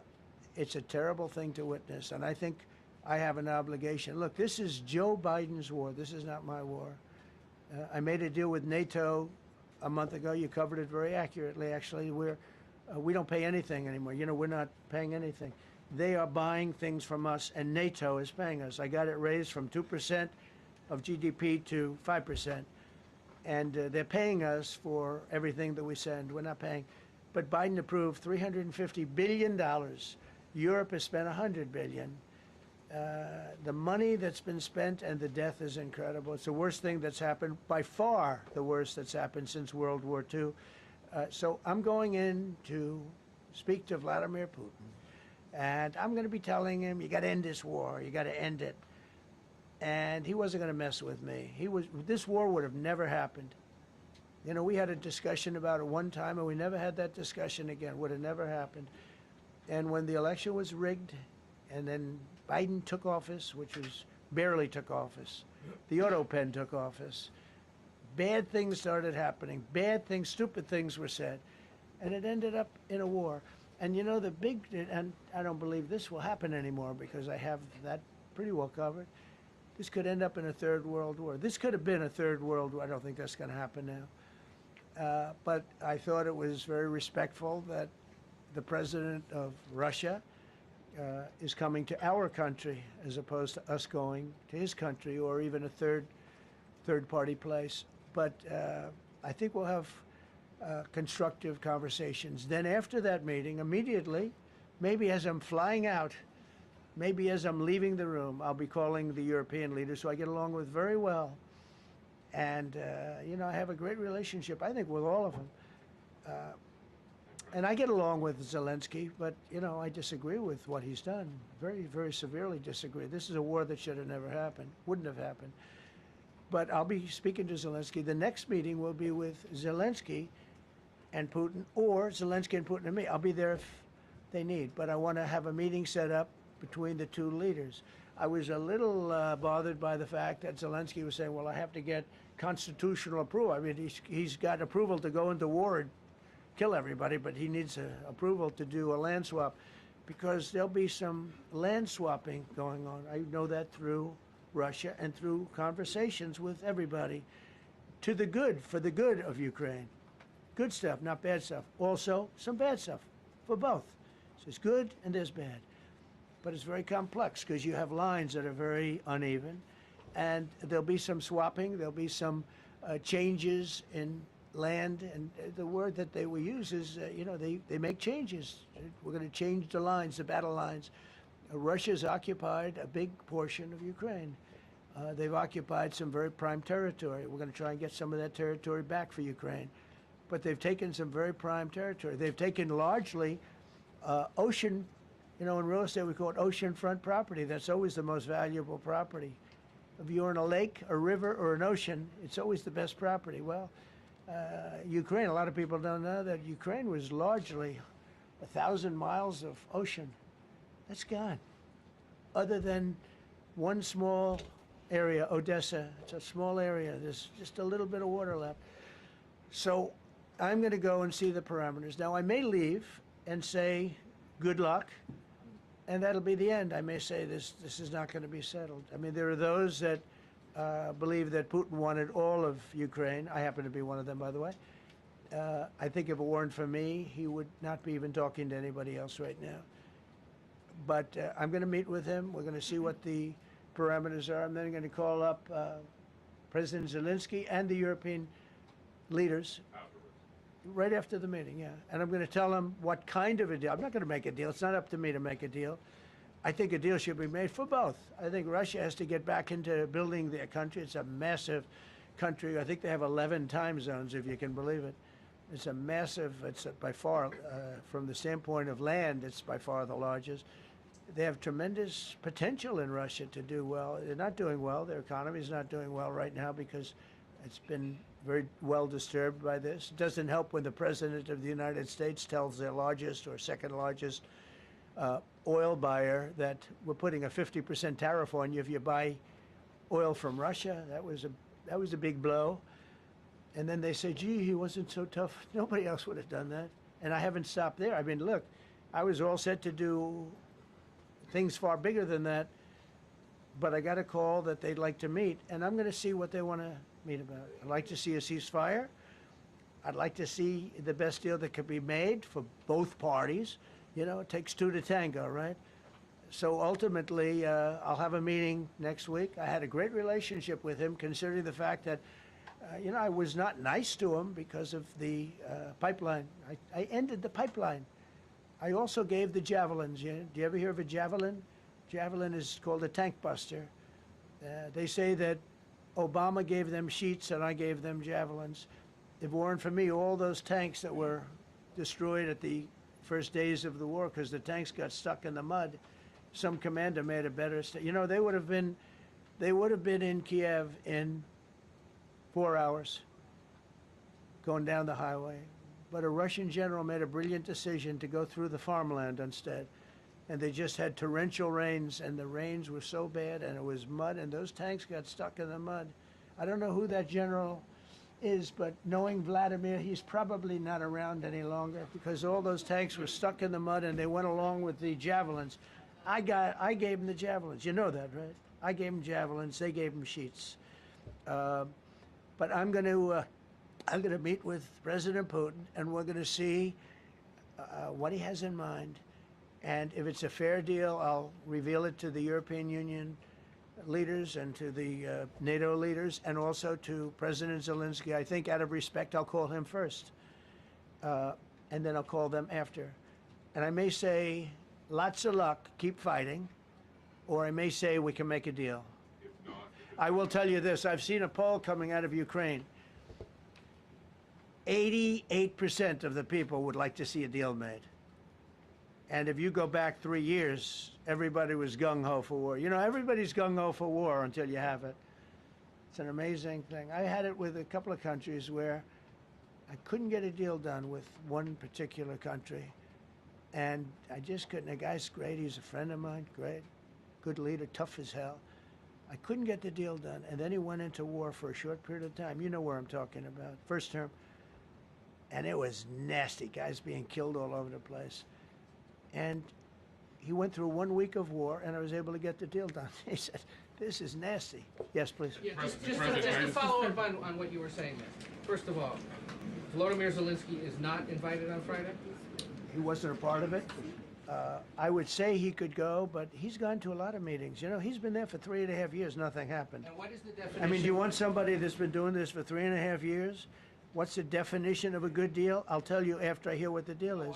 Because there could be many definitions. You know, you're talking about a very large and complex situation. Now, I tell you, the war that I just settled with Azerbaijan and with, as you know, in Armenia was almost as complex as this one, having to do with routes, Successful trade. meeting on Friday with Vladimir Putin. Well, we're going to have a meeting with Vladimir Putin, and at the end of that meeting, probably in the first 2 minutes, I'll know exactly whether or not a deal can be How will made. you know that? Because that's what I do. I make deals. Mr. President. Please, go ahead. Yeah, thank you, Mr. President. I'm going to ask you two questions, one about China, one about Russia, if I could. On China, your administration agreed to send the most advanced or advanced NVIDIA and AMD chips. No, obsolete. No. Obsolete chip. Well, and then 15% of the You profits mean the come back. 20s? No. This is an old chip that China already has. And I deal with Jensen, who's a great guy, and NVIDIA. The chip that we're talking about, the H20, it's an old chip. China already has it in a different form, different name, but they have it. Or they have a combination of two will make up for it and even then some. Now Jensen's a very brilliant guy, and Jensen also has a new chip, the Blackwell. Do you know what the Blackwell is? The Blackwell is super duper advanced. I wouldn't make a deal with that, although it's possible I'd make a deal, a somewhat enhanced in a negative way Blackwell. In other words, take 30% to 50% off of it. But that's the latest and the greatest in the world. Nobody has it. They won't have it for 5 years. But the H20 is obsolete. You know, it's one of those things. But it still has a market. So I said, listen, I want 20% if I'm going to approve this for you, for the country, for our country, for the U.S. I don't want it myself. You know, every time I say like 747, I want, yeah, for the Air Force. So I just wanted, so when I say I want 20, I want for the country. I only care about the country. I don't care about myself. And he said, would you make it 15? So we negotiate a little deal. So he's selling a essentially old chip that Huawei has a similar chip, a chip that does the same thing. And I said, good, if I'm going to give it to you, because they have a, they have a stopper, what we call a stopper, not allowed to do it. It's really known as a restrictive covenant. And I said, if I'm going to do that, I want you to pay us as a country something, because I'm giving you a release. I released them only from the H20. Now, on the Blackwell, I think he's coming to see me again about that. But that will be a unenhanced version of the big one. Like, I don't know if you know it, we will sometimes sell fighter jets to a country, and we'll give them 20% less than we have. Do you know what I mean, right? That's the same. So on Russia, do you see a time, Mr. President, when there could be normal trade between the U.S. and Russia? Should your meeting go well? Should there be peace? I do, yeah. Russia has a very valuable piece of land. If Vladimir Putin would go toward business instead of toward war, it's a warring nation. That's what they do. They fight a lot of wars. A friend of mine said Russia's tough because they just keep on fighting. They beat Hitler, so did we. And they beat Napoleon. They've been doing this for a long time. I asked a question to a very, very smart man that some people like and some people don't like. Viktor Orban, right? From Hungary, the head of Hungary. And he's in that same area and knows the two countries very well. I said, this was before Biden didn't do anything to get us out of it. He could have gotten us out of that. It would have never happened. I said, so can Russia be beaten by Ukraine? He looked at me like, what a stupid question.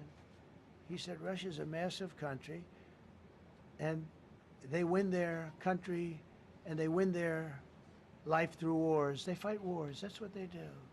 He said, China beats you with trade. Russia beats you with war. It was a very interesting statement. China's not beating us with trade, not when I'm in charge. But they were beating Biden with trade, but they never beat us with trade. Don't forget, China had to pay $400 billion worth of tariffs when I was last time. That was last time. And if we didn't have COVID, all of this stuff we would be loaded. We're finding hundreds of billions of dollars of cash is pouring into our country now because of tariffs. And all we're doing is we're doing what they do to us. It's so beautiful to see it. They found last month, as you saw, $25 billion of excess cash flow. They say, where did it come from? I said, I'll tell you where it came from. It came from a place called tariffs, and we're doing very well. We're really doing well. But I expect to have a meeting with Putin that I think it'll be good, but it might be bad. And I'm here for one reason, to get rid of a war that somebody else started. Should have never happened. And if I could end it, great. Complex war, a lot of bad blood, But Zelensky's been there for 3.5 years. So if you put him in a room, now I will say this, ultimately I'm going to put the two of them in a room. I'll be there or I won't be there. And I think it'll get solved. Yeah, please be happy. Thank you, Mr. President. Excuse me, I'm going to suggest, because do you have any other questions on DC? Because I don't want them to be. Wait. These are incredible people. I don't want them to be standing up here on subjects. Does anybody have a question of them? And then you guys can leave. Okay, a question, Brian, go ahead. Thank you, Mr. President. All right. And by the way, this is only on DC, and then they're going to leave because it's unfair to have them stand up here all day long. Brian. I've got two questions for you. First, about DC. This is personal for me as well. Last year, I was robbed on the streets by one of these teenage thugs. Had a gun, got away with it. Let's talk about the effort that between law enforcement, prosecutors, and judges, because it's a recycling belt. Like, these kids go, they don't fear the police. They know it. If you talk about how we've got to get these judges and put these kids behind bars, right. Adult crimes deserve adult penalties. And my second question, I'll after you answer that, please. You want me to answer or whoever wants to take it. Okay. It's real. Do you want me to answer it? Go ahead. Here's the problem. Assuming that they're 17 years, older than 17 years old, I can get the case. If they're under 18 years of age, I can only get the case if it's murder, rob one, rape, even if they shoot a gun but don't kill you, I can't get it. So the law has to be changed. As the president said, cashless bail. That has to be changed. All right, then, even assuming I get the case, I get jurisdiction, I get a conviction, the D.C. Council has given the judges the ability to give probation on shootings. And so then it's up to them. All of these things, the Youth Rehabilitation Incarceration Reduction Act, and now they want to seal records. So if we work hard, we get a conviction, they want to wipe it out. So that needs all to be changed. Okay, Mr. Question. Pam, would you answer that also? Yeah, and just back to that topic. Let's be clear, though. We're going to charge them, and we're going to track every single thing they do throughout every step of the court process and report back to you and let all of you know what's happening to them. Because the people who are prosecuting them, the judges who are trying them, they also need to be held accountable. Mr. President, you're also making a comment. This is the most people we've ever seen in this briefing. I've never seen ever, right? Yeah. I've never seen any. Where's Caroline? Where's my superstar? Caroline. Is Caroline in the back? Where's Caroline? Come here, Caroline. Come here, Caroline. Come here. Is she doing a good job, by the way? Come here, Caroline. Is this the largest crowd that you've ever seen? This is definitely the most packed briefing, and I think all of you would agree. I think it's why we need to build a ballroom. Mr. President, I have a better idea. All right, Brian, go ahead. My question is this. You're building the big, beautiful ballroom. Yeah. Could we build a big, beautiful briefing room, updated technology, more seats? I don't want to do that. I don't want you to be comfortable. So no, I don't want to make life comfortable. So look. Let's just do this. Let's do this. It's going to be a big thing. We're going to Russia. That's going to be a big deal. What happens, happens. I'll let you know what happens. You'll be the first to know. I'll be calling the European leaders. I'm going with totally, I mean, we have a lot of talks. They're great people. They're great leaders, actually, and they want to get back. Honestly, as one of them said, I've OD'd on trying to settle Ukraine. They've OD'd, meaning they've overdosed on the settlement of Ukraine. Not a nice expression, but boy, is it accurate. They're tired of it. They want to get back to spending money on their countries. You know, Biden gave them $350 billion. Europe gave $100 billion. It should be much more than that. Shouldn't have been that kind of, they should have had equalization, but they didn't. But you know what? Still a lot of money. They want to get back to building their own countries. They really want it resolved. My relationship with the European leaders, as you saw, is extremely good. It's perfect. It's beautiful. Wait. And we're going to try. I'll be in touch with them. I have 5 of them call me. You think it's easy? There are a lot of European leaders, but they rely on me. Very much rely on me. If it wasn't for me, this thing would never get solved until the last person breathing is dead. Would you talk to them before? Mr. President. Yeah, I did. I'm talking to them right now. So I'm talking to the European leaders.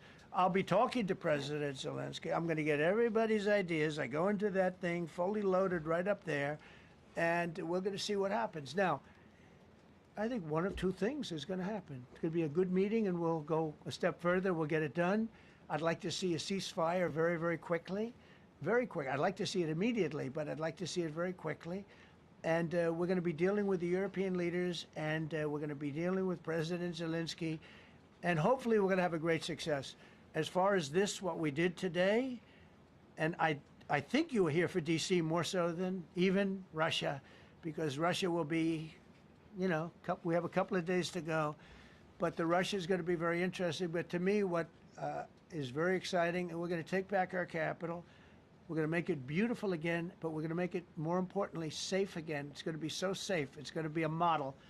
And then we'll look at other cities also. But other cities are studying what we're doing. And you have some capable people in other cities. They can do it too.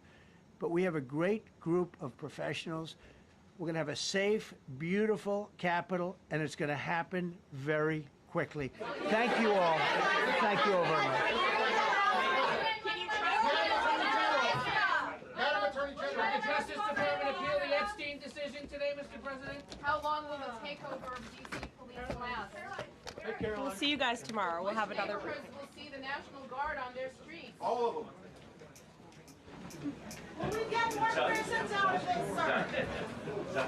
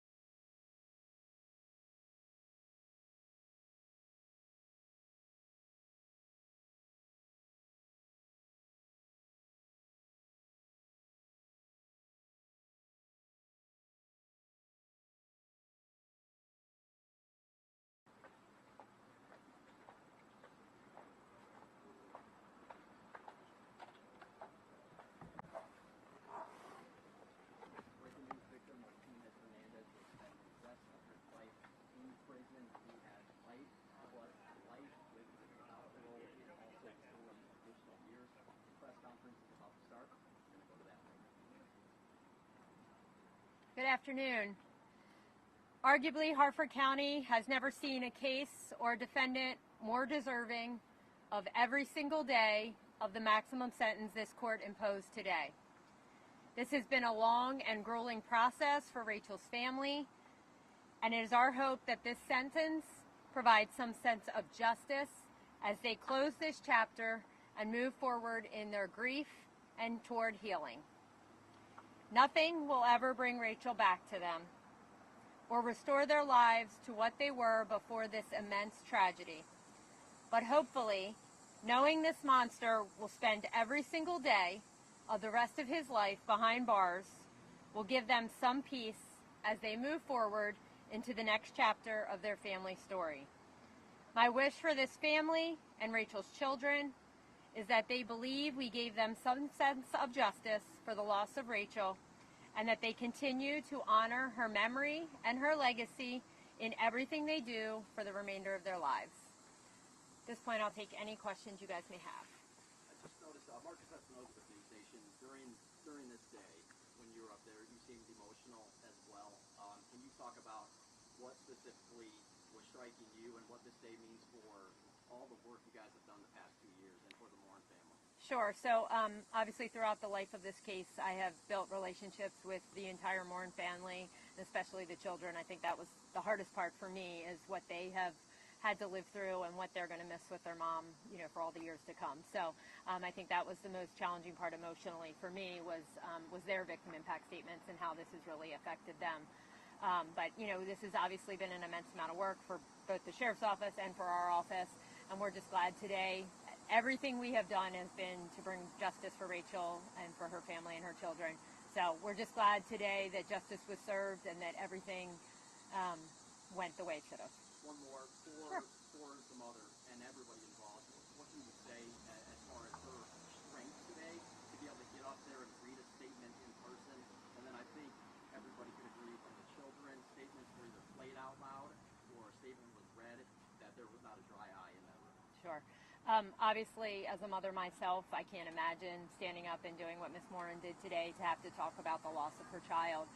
So she obviously showed incredible strength today, but it was important, I think, for Judge Curtin to hear from her about what this case has meant for her and for her family, and what she has had to live through at the hands of this defendant.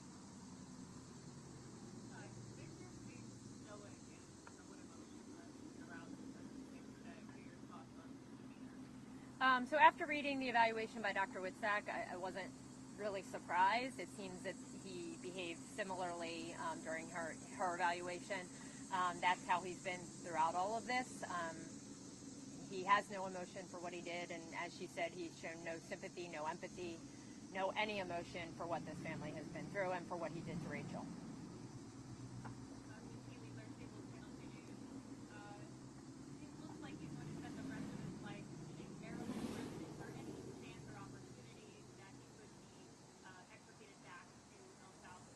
No, he wouldn't be deported until after he served his sentence, and that's because our judges don't have authority to incarcerate anyone in any jails except for the Maryland Department of Correction. So he'll have to serve his sentence, and he will spend the rest of his life there. So I don't believe there'll be any deportation, because it seems to me he's going to die in our prison system. So everyone has a right to appeal their case. If he appeals it, it would be limited to the legal issues that he thinks there were in this trial. As I said after the trial, I'm confident in the ruling Judge Curtin made, and she always gives sound legal basis on the record. So, he will probably file one, but I'm not concerned about the results of that.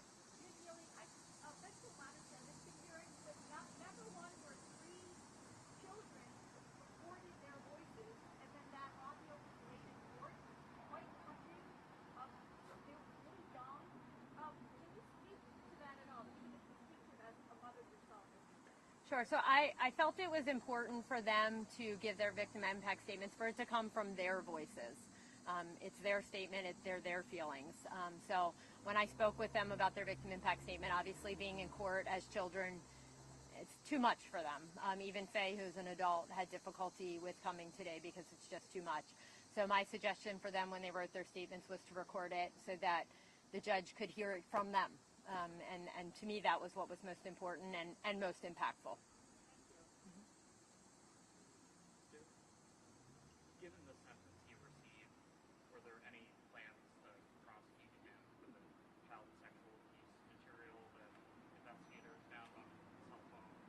No, because that phone was seized from him in Tulsa, Oklahoma, so we have no jurisdiction to prosecute those crimes.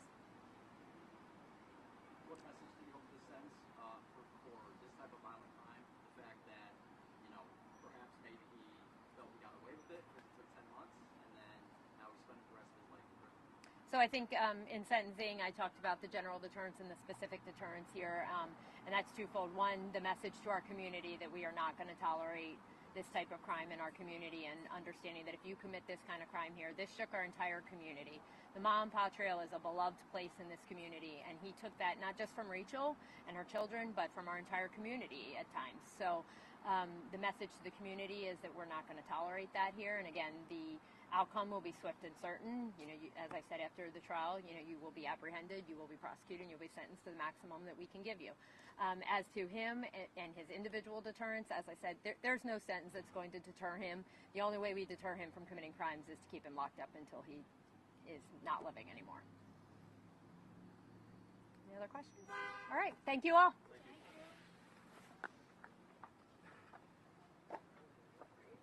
Alice, I'm not going to do. Hold on, I'm not going back.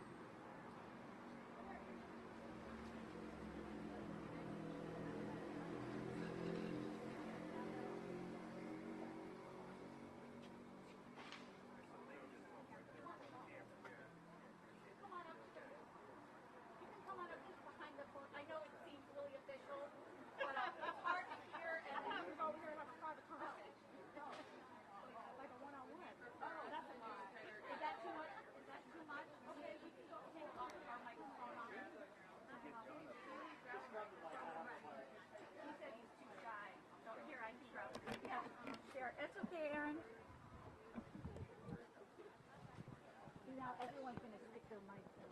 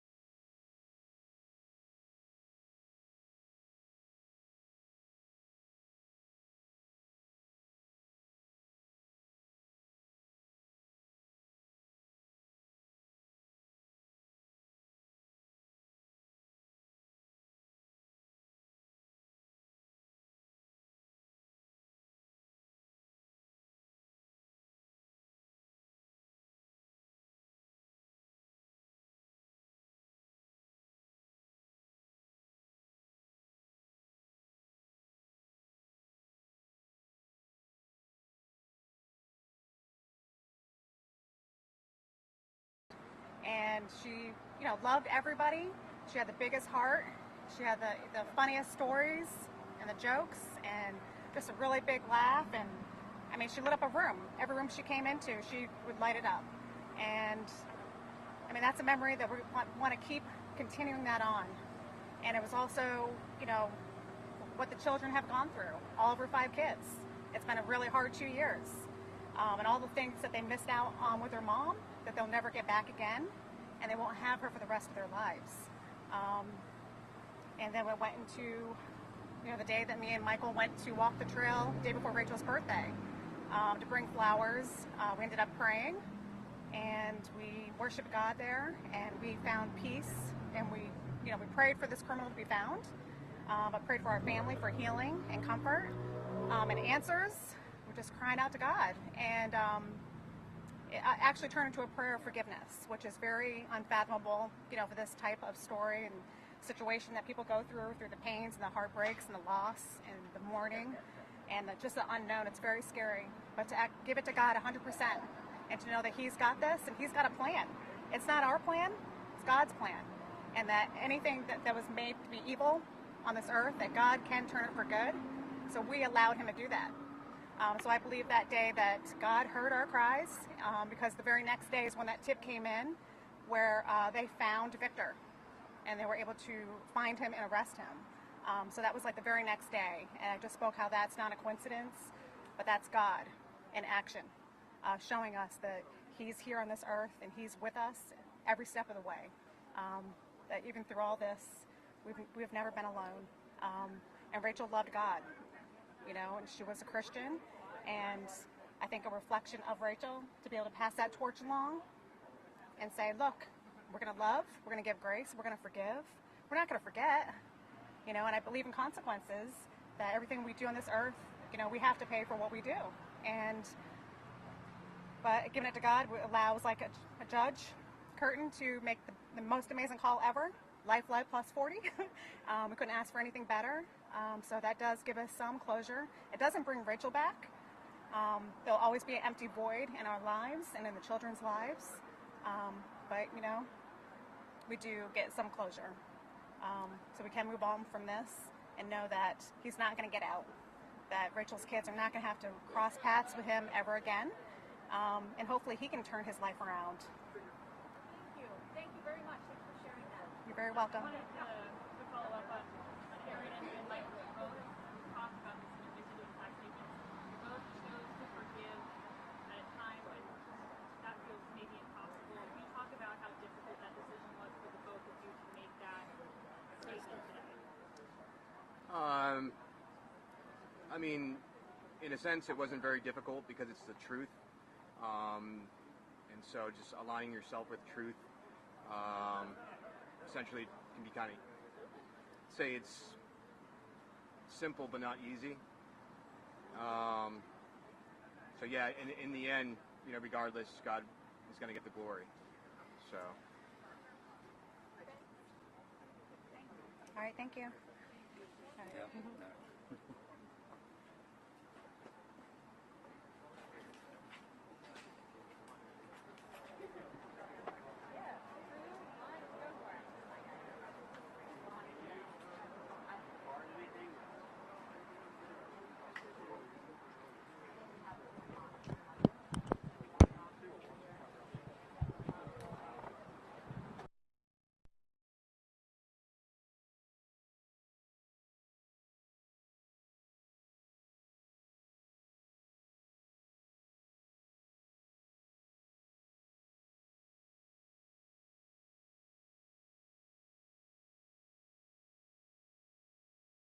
Is whether our absent colleagues decide to show up tomorrow.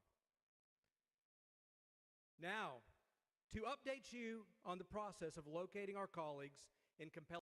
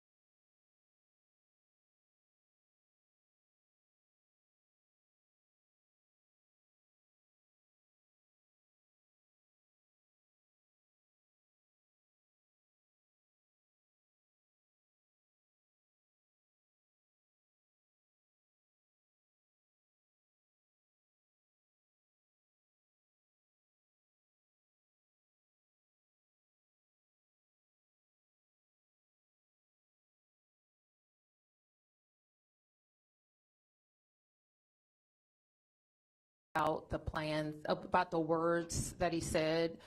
It wasn't referenced in the executive order that came down, so we're going to work. And I believe he had a previous executive order that also identified Attorney General Bondi as a point of contact as it relates to homelessness and such. So we'll follow up with her. Okay, last two questions. Yes. I want to go back again to the federal commissioner of the Metropolitan Police Department. It sounds like the chief has described this person very cold as an advisor, as a liaison, as something. The president, people were saying that person, this very cold, is going to be in charge of the police department. I can't really comment on that, Tom. I can only tell you what's in the executive order, and that's what controls.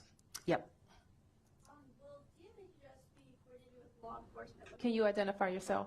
Hi, I'm a street sense meeting. Okay. What's your name? Maddie Kessler. Okay. Thanks, Maddie.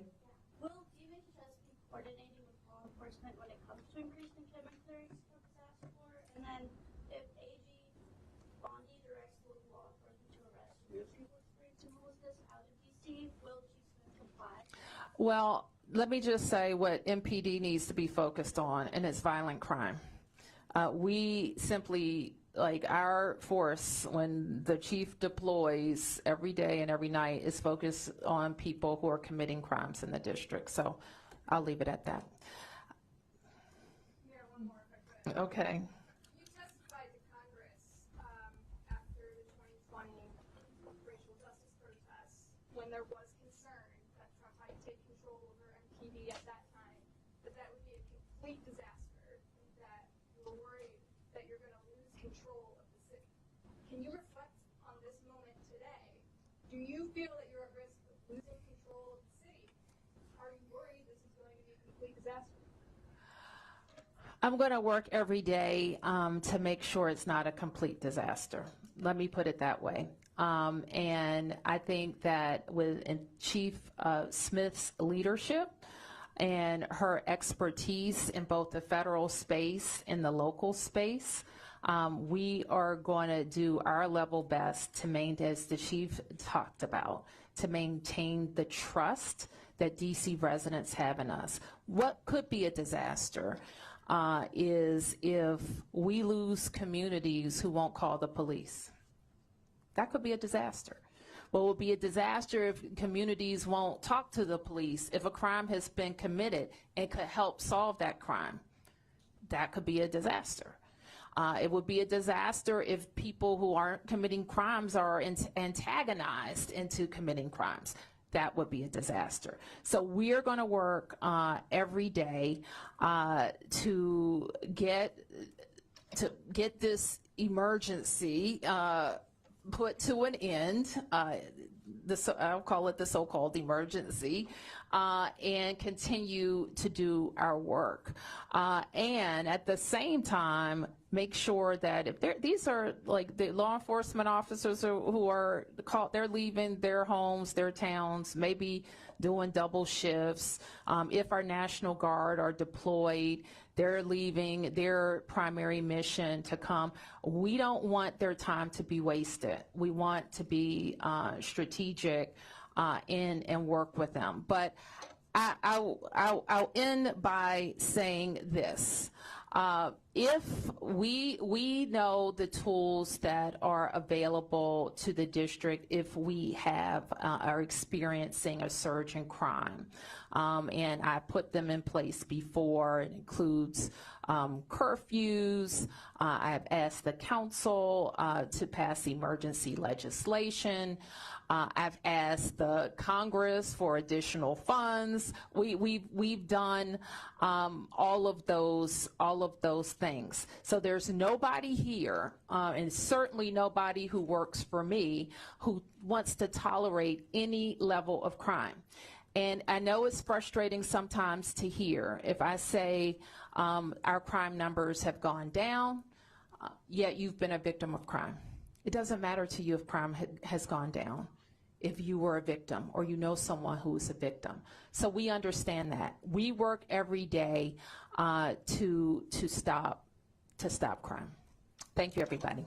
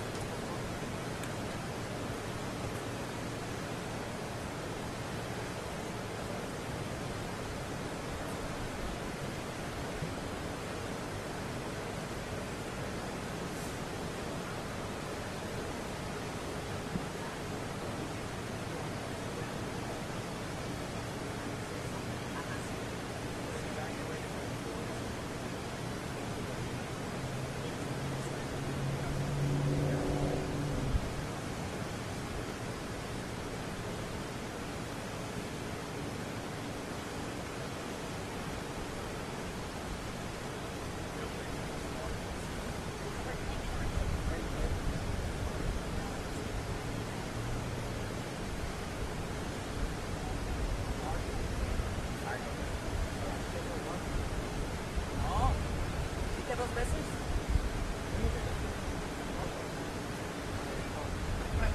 No me aventaba con la cámara, Marco. Eso de andar con M-Play, right? Antes no.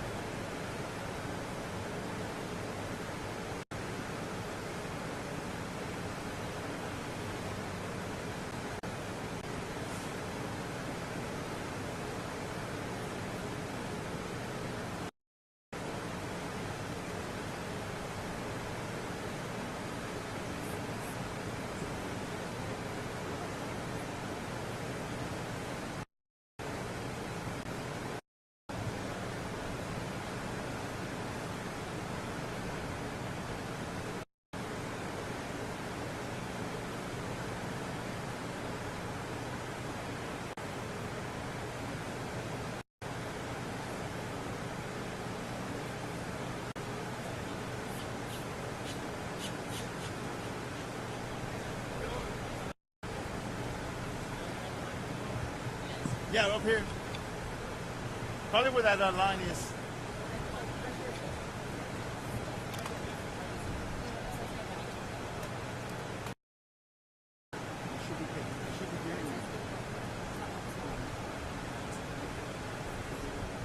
Can you mic them up whenever?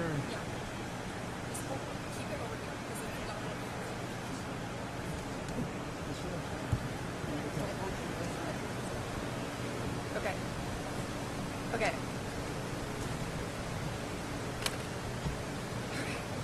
Are you still taking this? Okay.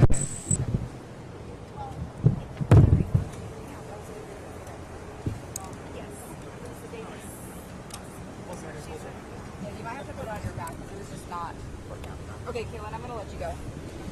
Okay.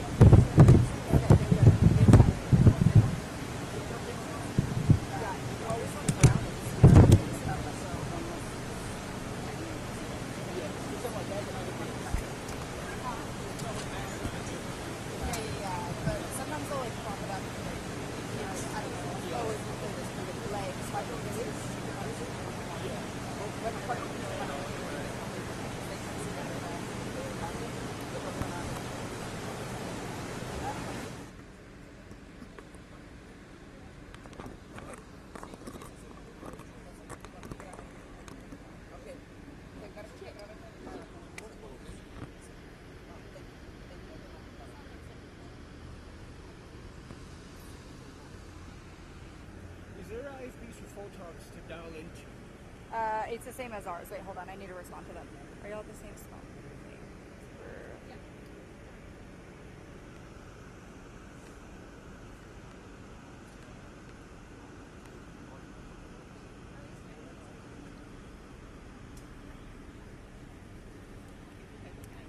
Good now. Okay.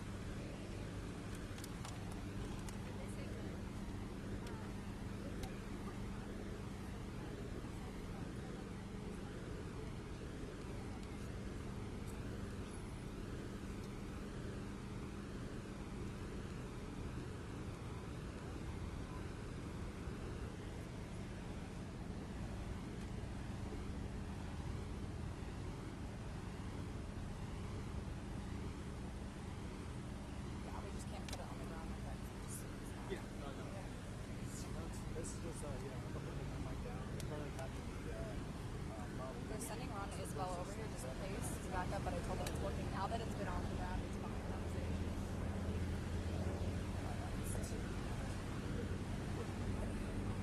Push shots up again. Okay.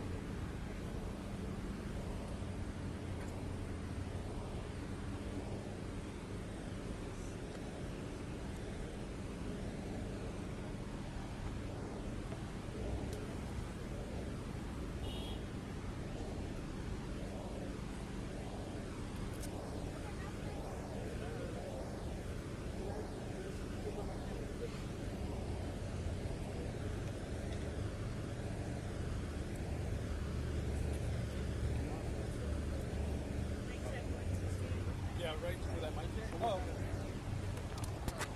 Do you want us to attach the mics to there or onto you? If you want on there, that'd be great. Okay. Do you have a stick mic or? Yeah, sorry.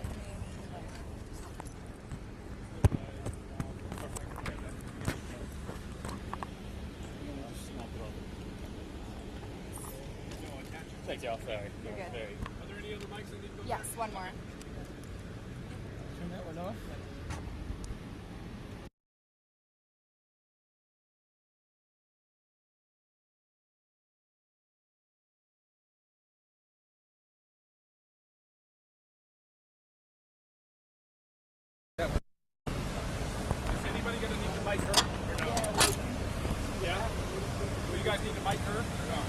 Yeah. We'll put this on.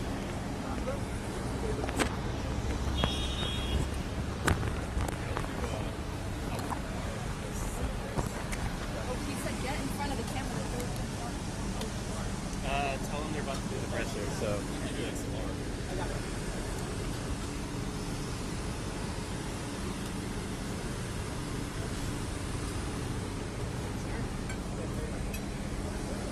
Oh, hey, Ron. Is your mic up there? No, we're putting it on her. We're going to do, don't do wireless. CBS got new cameras. Their frequency's always step on ours. His is not working for some reason. So. No, I got.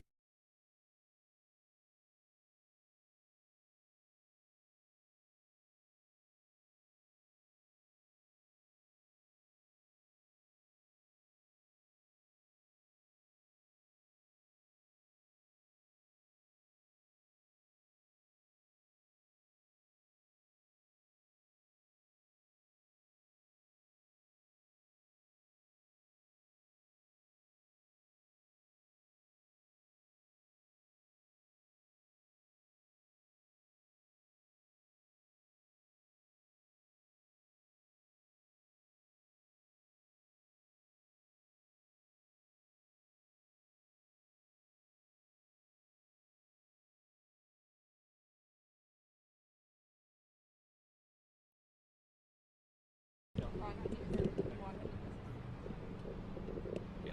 That it won't stand up. Turn this. Put it up. Put it in that.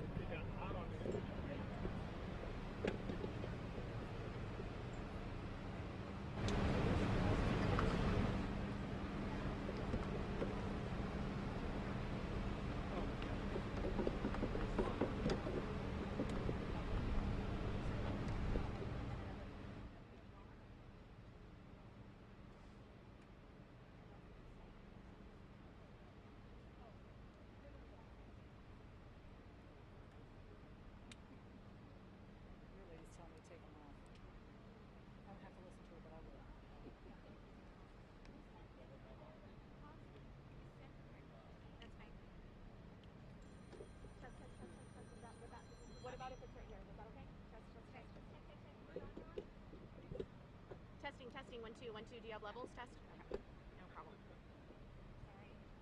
Mic check 1 2 3 1 2 3. Can you hear that? All right. And check. 1 2. Is that still low? Mic check 1 2 3.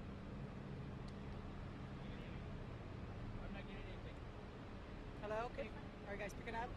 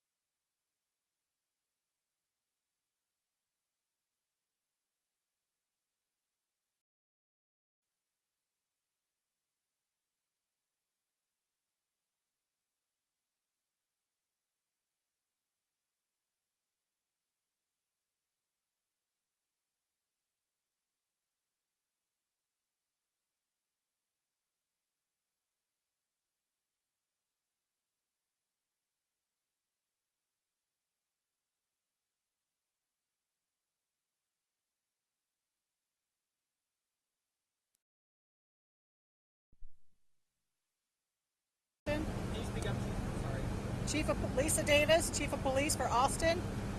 The police were initially called here at 2:15 p.m. for a hotshot call. Officers arrived within 4 minutes. When officers arrived, they were met with 3 people that were shot inside the parking lot of Target. The suspect fled the scene, stole a car from the scene, took that car, wrecked that car, then hijacked another car. He was then found by Austin PD in South Austin, where he was taken into custody after a tasing. We have 3 people that are deceased.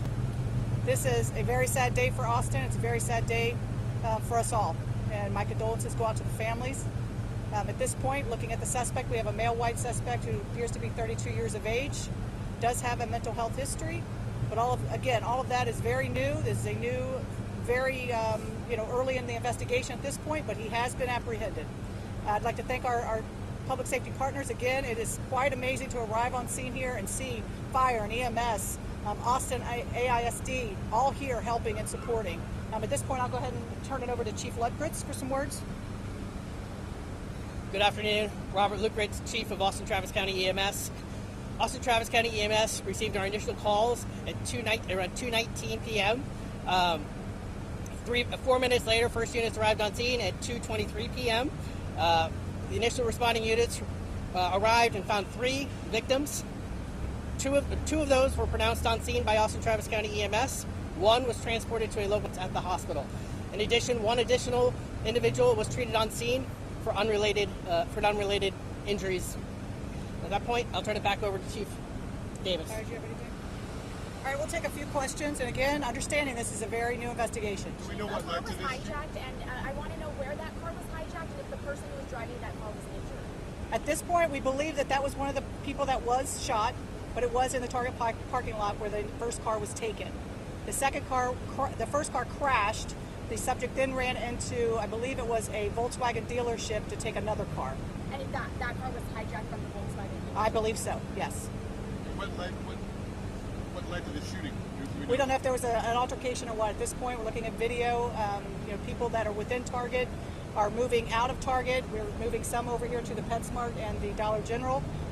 If their car was involved or anywhere near the scene, they're going to have to stay here until the investigation's over and get another ride out of the area. But at this point, we're not sure what. Not that anything could, perpetrate this, but. But no sense if it was random or if there was something that led up to it. Exactly. Yes. I can't hear you. Sorry. Do we know how many people were in the store when it happened? How many people were in the store? No, I don't know. It happened outside the store, not. It happened outside the store. Yes. Can you share anything about the victims?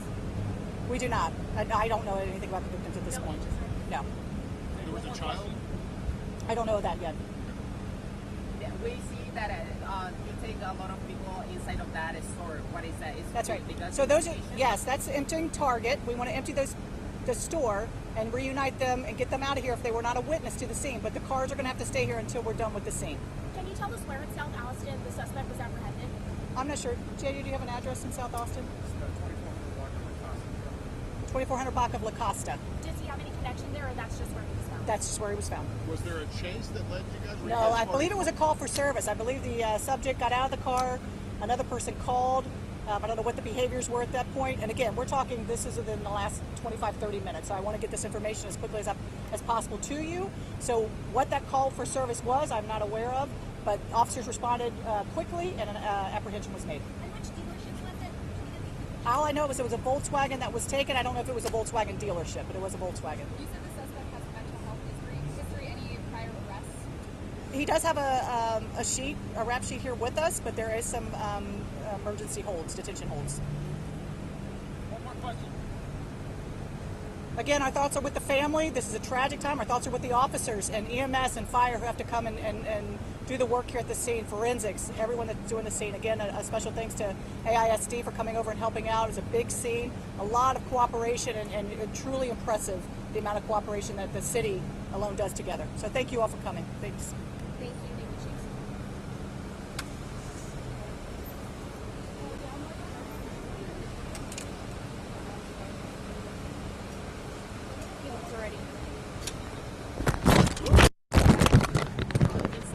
Thank you. I'm trying my best.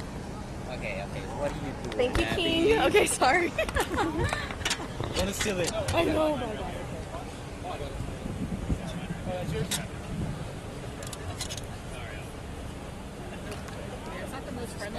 Oh no, it's perfect. Okay, good. It's perfect. What was on the ground? This is just. Yeah.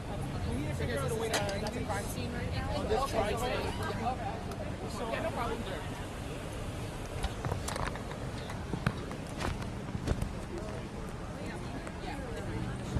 Oh, I think they wanted to break in. I mean, yeah.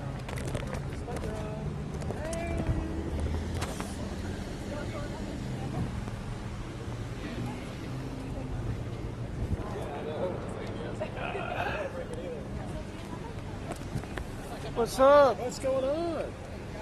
So This is so. Spectrum. You can't get it off.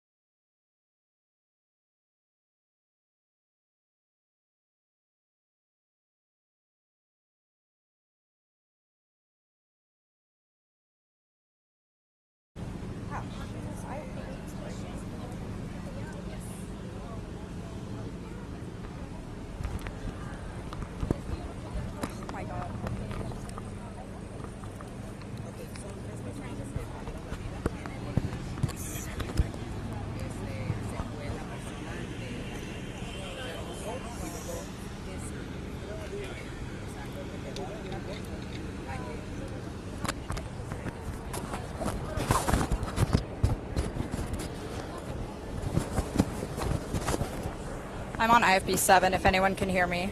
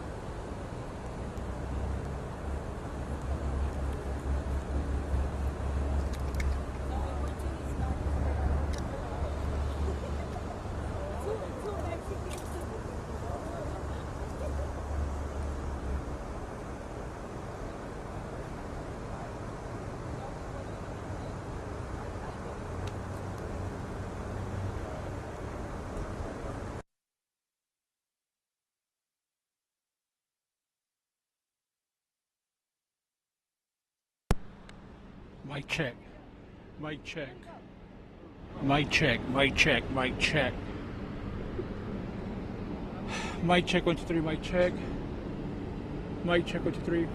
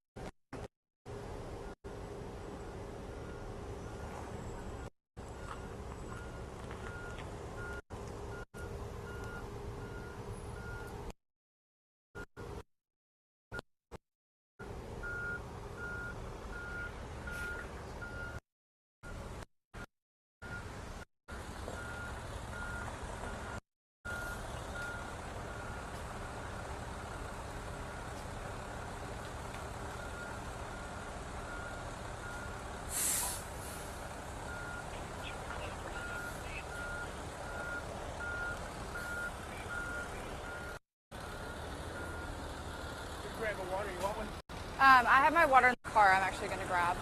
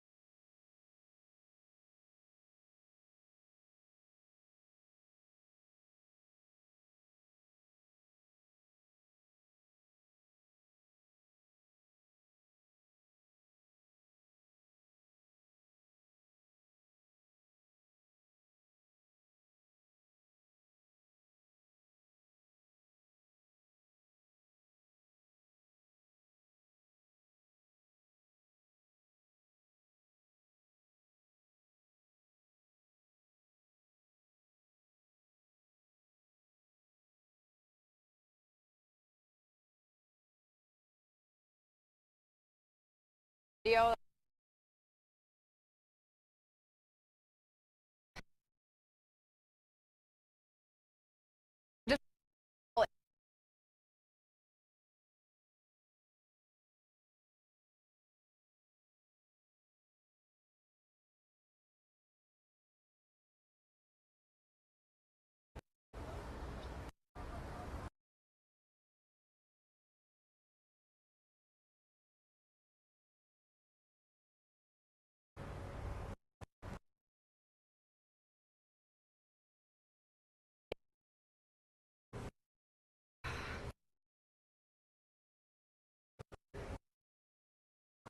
Okay, sounds good. Well, what did you do? What are they wanting? They want to go find people to talk to, but they're all inside that store, so I don't know who we're going to talk to.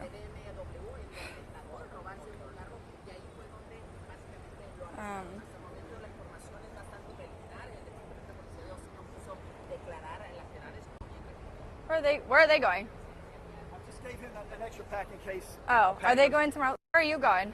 Are y'all staying here or you're going over there or something? So how'd y'all go over there? Because they told us to leave when we went over there. Oh, they were cool with us.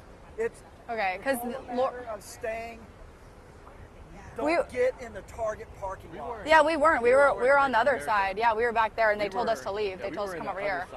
Because Laura wants us to talk to witnesses right now, but they're all inside this building, and we can't go over there. So I don't know who she wants to talk to. Well, she said if you can get a phoner with them, but I don't know how I'm going to find people to phone call in there. How am I going to if they're in the PetSmart? No, just there are no witnesses to talk to yet. They're all sequestered. Street. I know. Go over there because this is a really great shot. I was in the Jiffy grass. Yeah, that's about where we were too, and they said to leave. Well, they changed their mind. Yeah, no, I know. Yeah. They do that. This Yeah. stuff is so cool. Okay, so y'all, but what are y'all doing? You're doing hits of just this We're here? doing hits at the top of every block from my shot. Okay, So y'all about are free this. to Okay. roam. I know. Okay. Yeah. Why do they do that? Okay. They took, I'll make the took decision. my shot for the press, but they didn't take Johnny's. Apparently, you didn't have audio. I'm gonna lose my mind actually. Yeah. This is so stressful because everything is going wrong. His TV was on the ground. My mic on.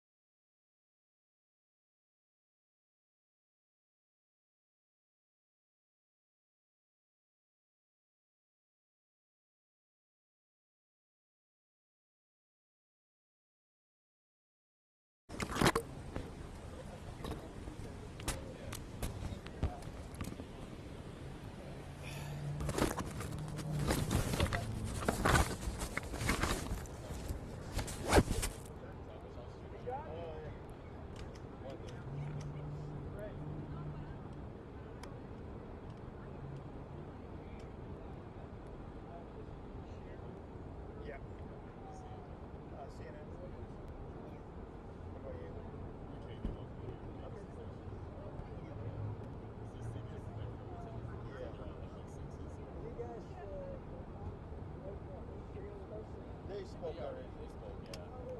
Yeah, y'all missed it. They were late, but they still did it.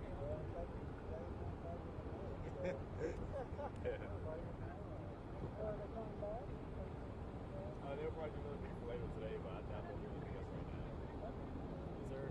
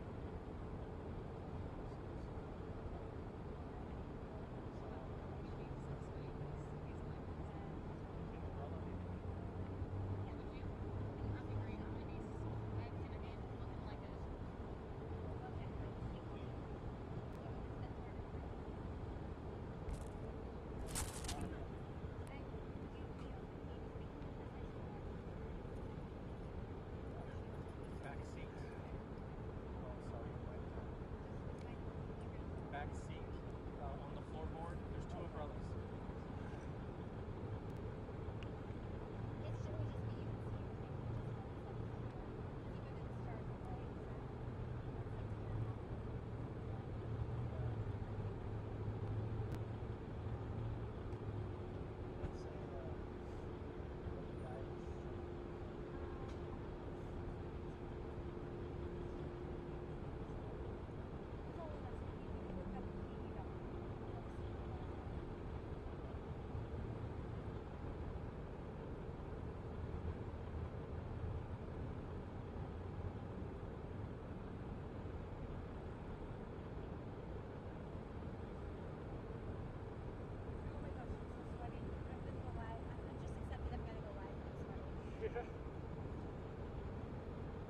No, on the other side.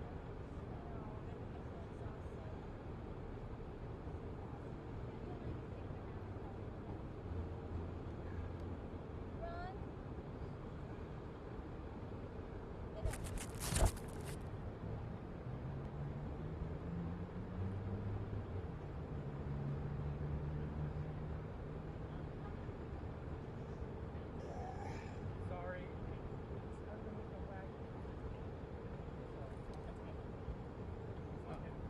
We have a hit at 4:30. What? We have a hit at 4:30. Yes, 4:30 hit. Where is it? It's in the back seat. The passenger side.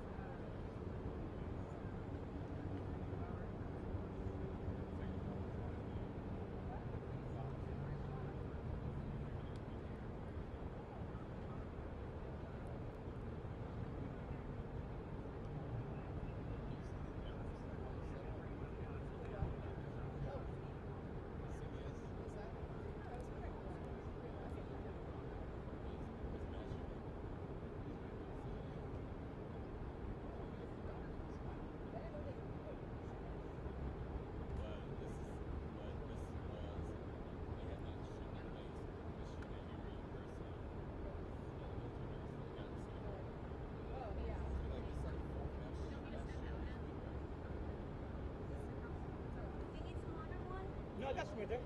Yeah. No, I bought a lot of water.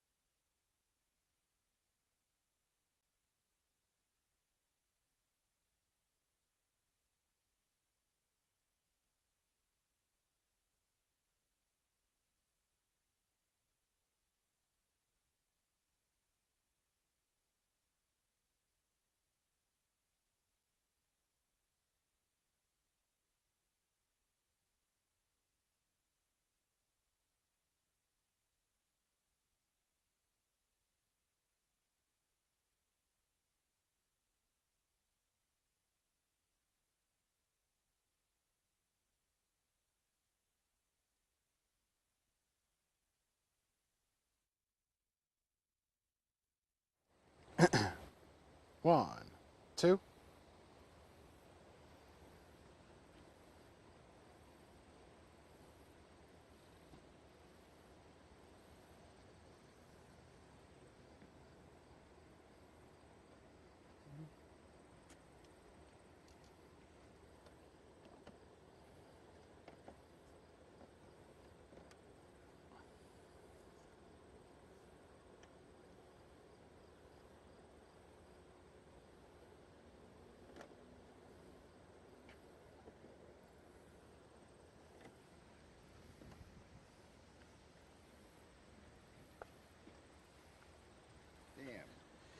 We'll get it.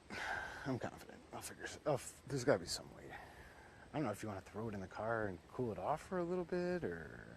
I mean, it's not that bad. Maybe this is making it too hot? That's not hot at all.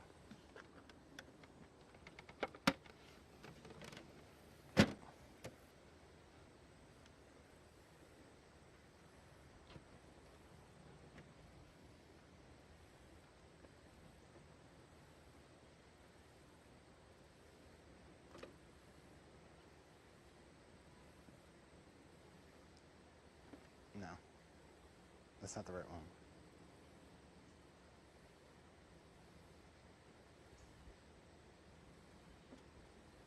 It's this one. I mean, it stays on, that's good. Yeah, but this is your hard reset. 1, 2, 3, 4, 5, 6, 9, 10. Let's see with nothing plugged in. Let's see if it goes down. Because right now, it's still dropping in, 69, 84. No, it's going back up.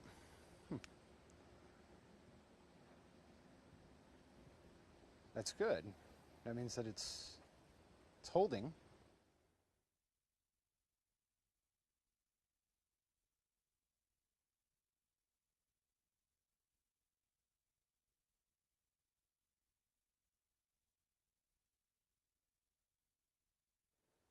It's getting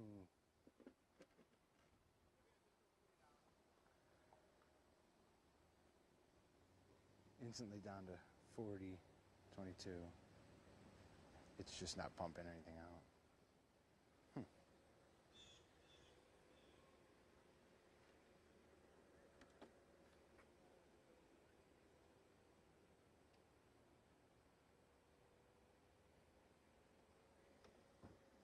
You can hear it.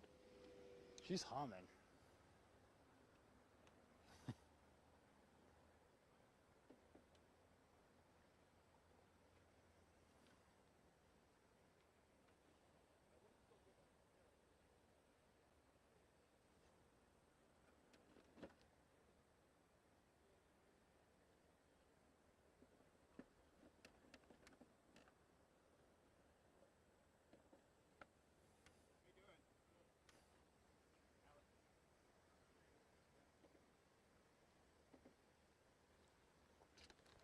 Hey, hey. Ooh, look at this.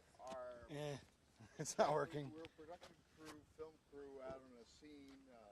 WLS, I thought you said I said yes for WLS, yeah. Oh, well, you said you were going to walk for WLS. No. Static for Static for both. No, I must have misunderstood me. I did. I have a Both static. I said for World News, Explorer we won't move 100 it, plus, different 1000 plus. I mean, I could even hold Thank it you. if I needed to, but I think we have time.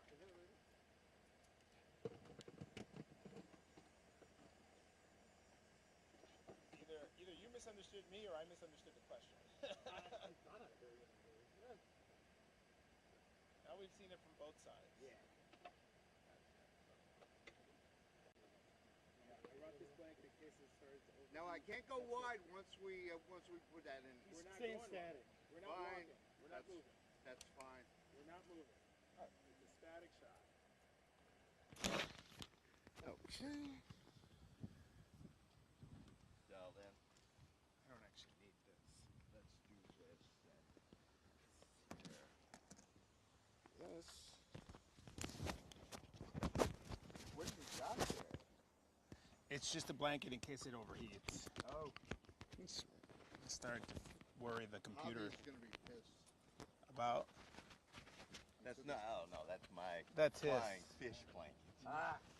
My kids. Just assumed it was a dog's blanket. Where did I? Oh, it's in my. Where did I put my phone? It's in my pocket. Your phone? Yeah. I can hang this on here since we're not. Still down. I hear it. Good.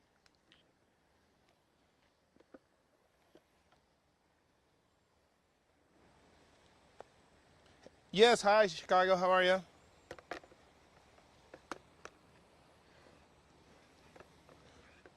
Two minutes. Gotcha. Sorry, brother. Let's move this over. Okay. There's more damage behind. Okay. 2 minutes, they said. Yeah, that's fine. We're good.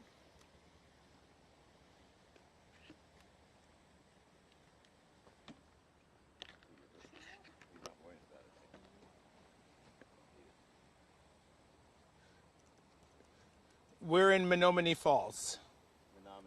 Menominee, not Menominee Falls. Yep.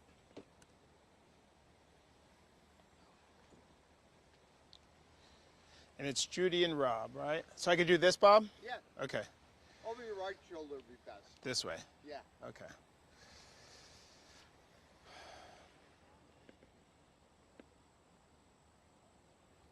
From both to both. From both to both, gotcha. Hey, good afternoon, Judy and Rob. It's been a tough day of assessing the damage for so many here in Wisconsin. And take a look behind me here. You can see the road completely collapsed here. Some areas got more than a foot of rain. Now, parts of Wisconsin got up to 14 inches.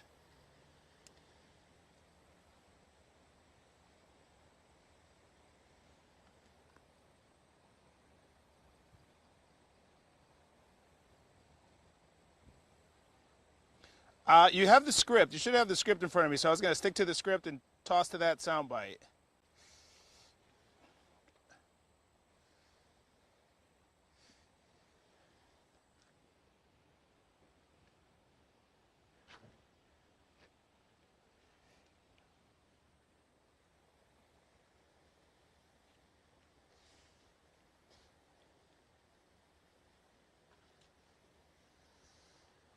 Okay, do that.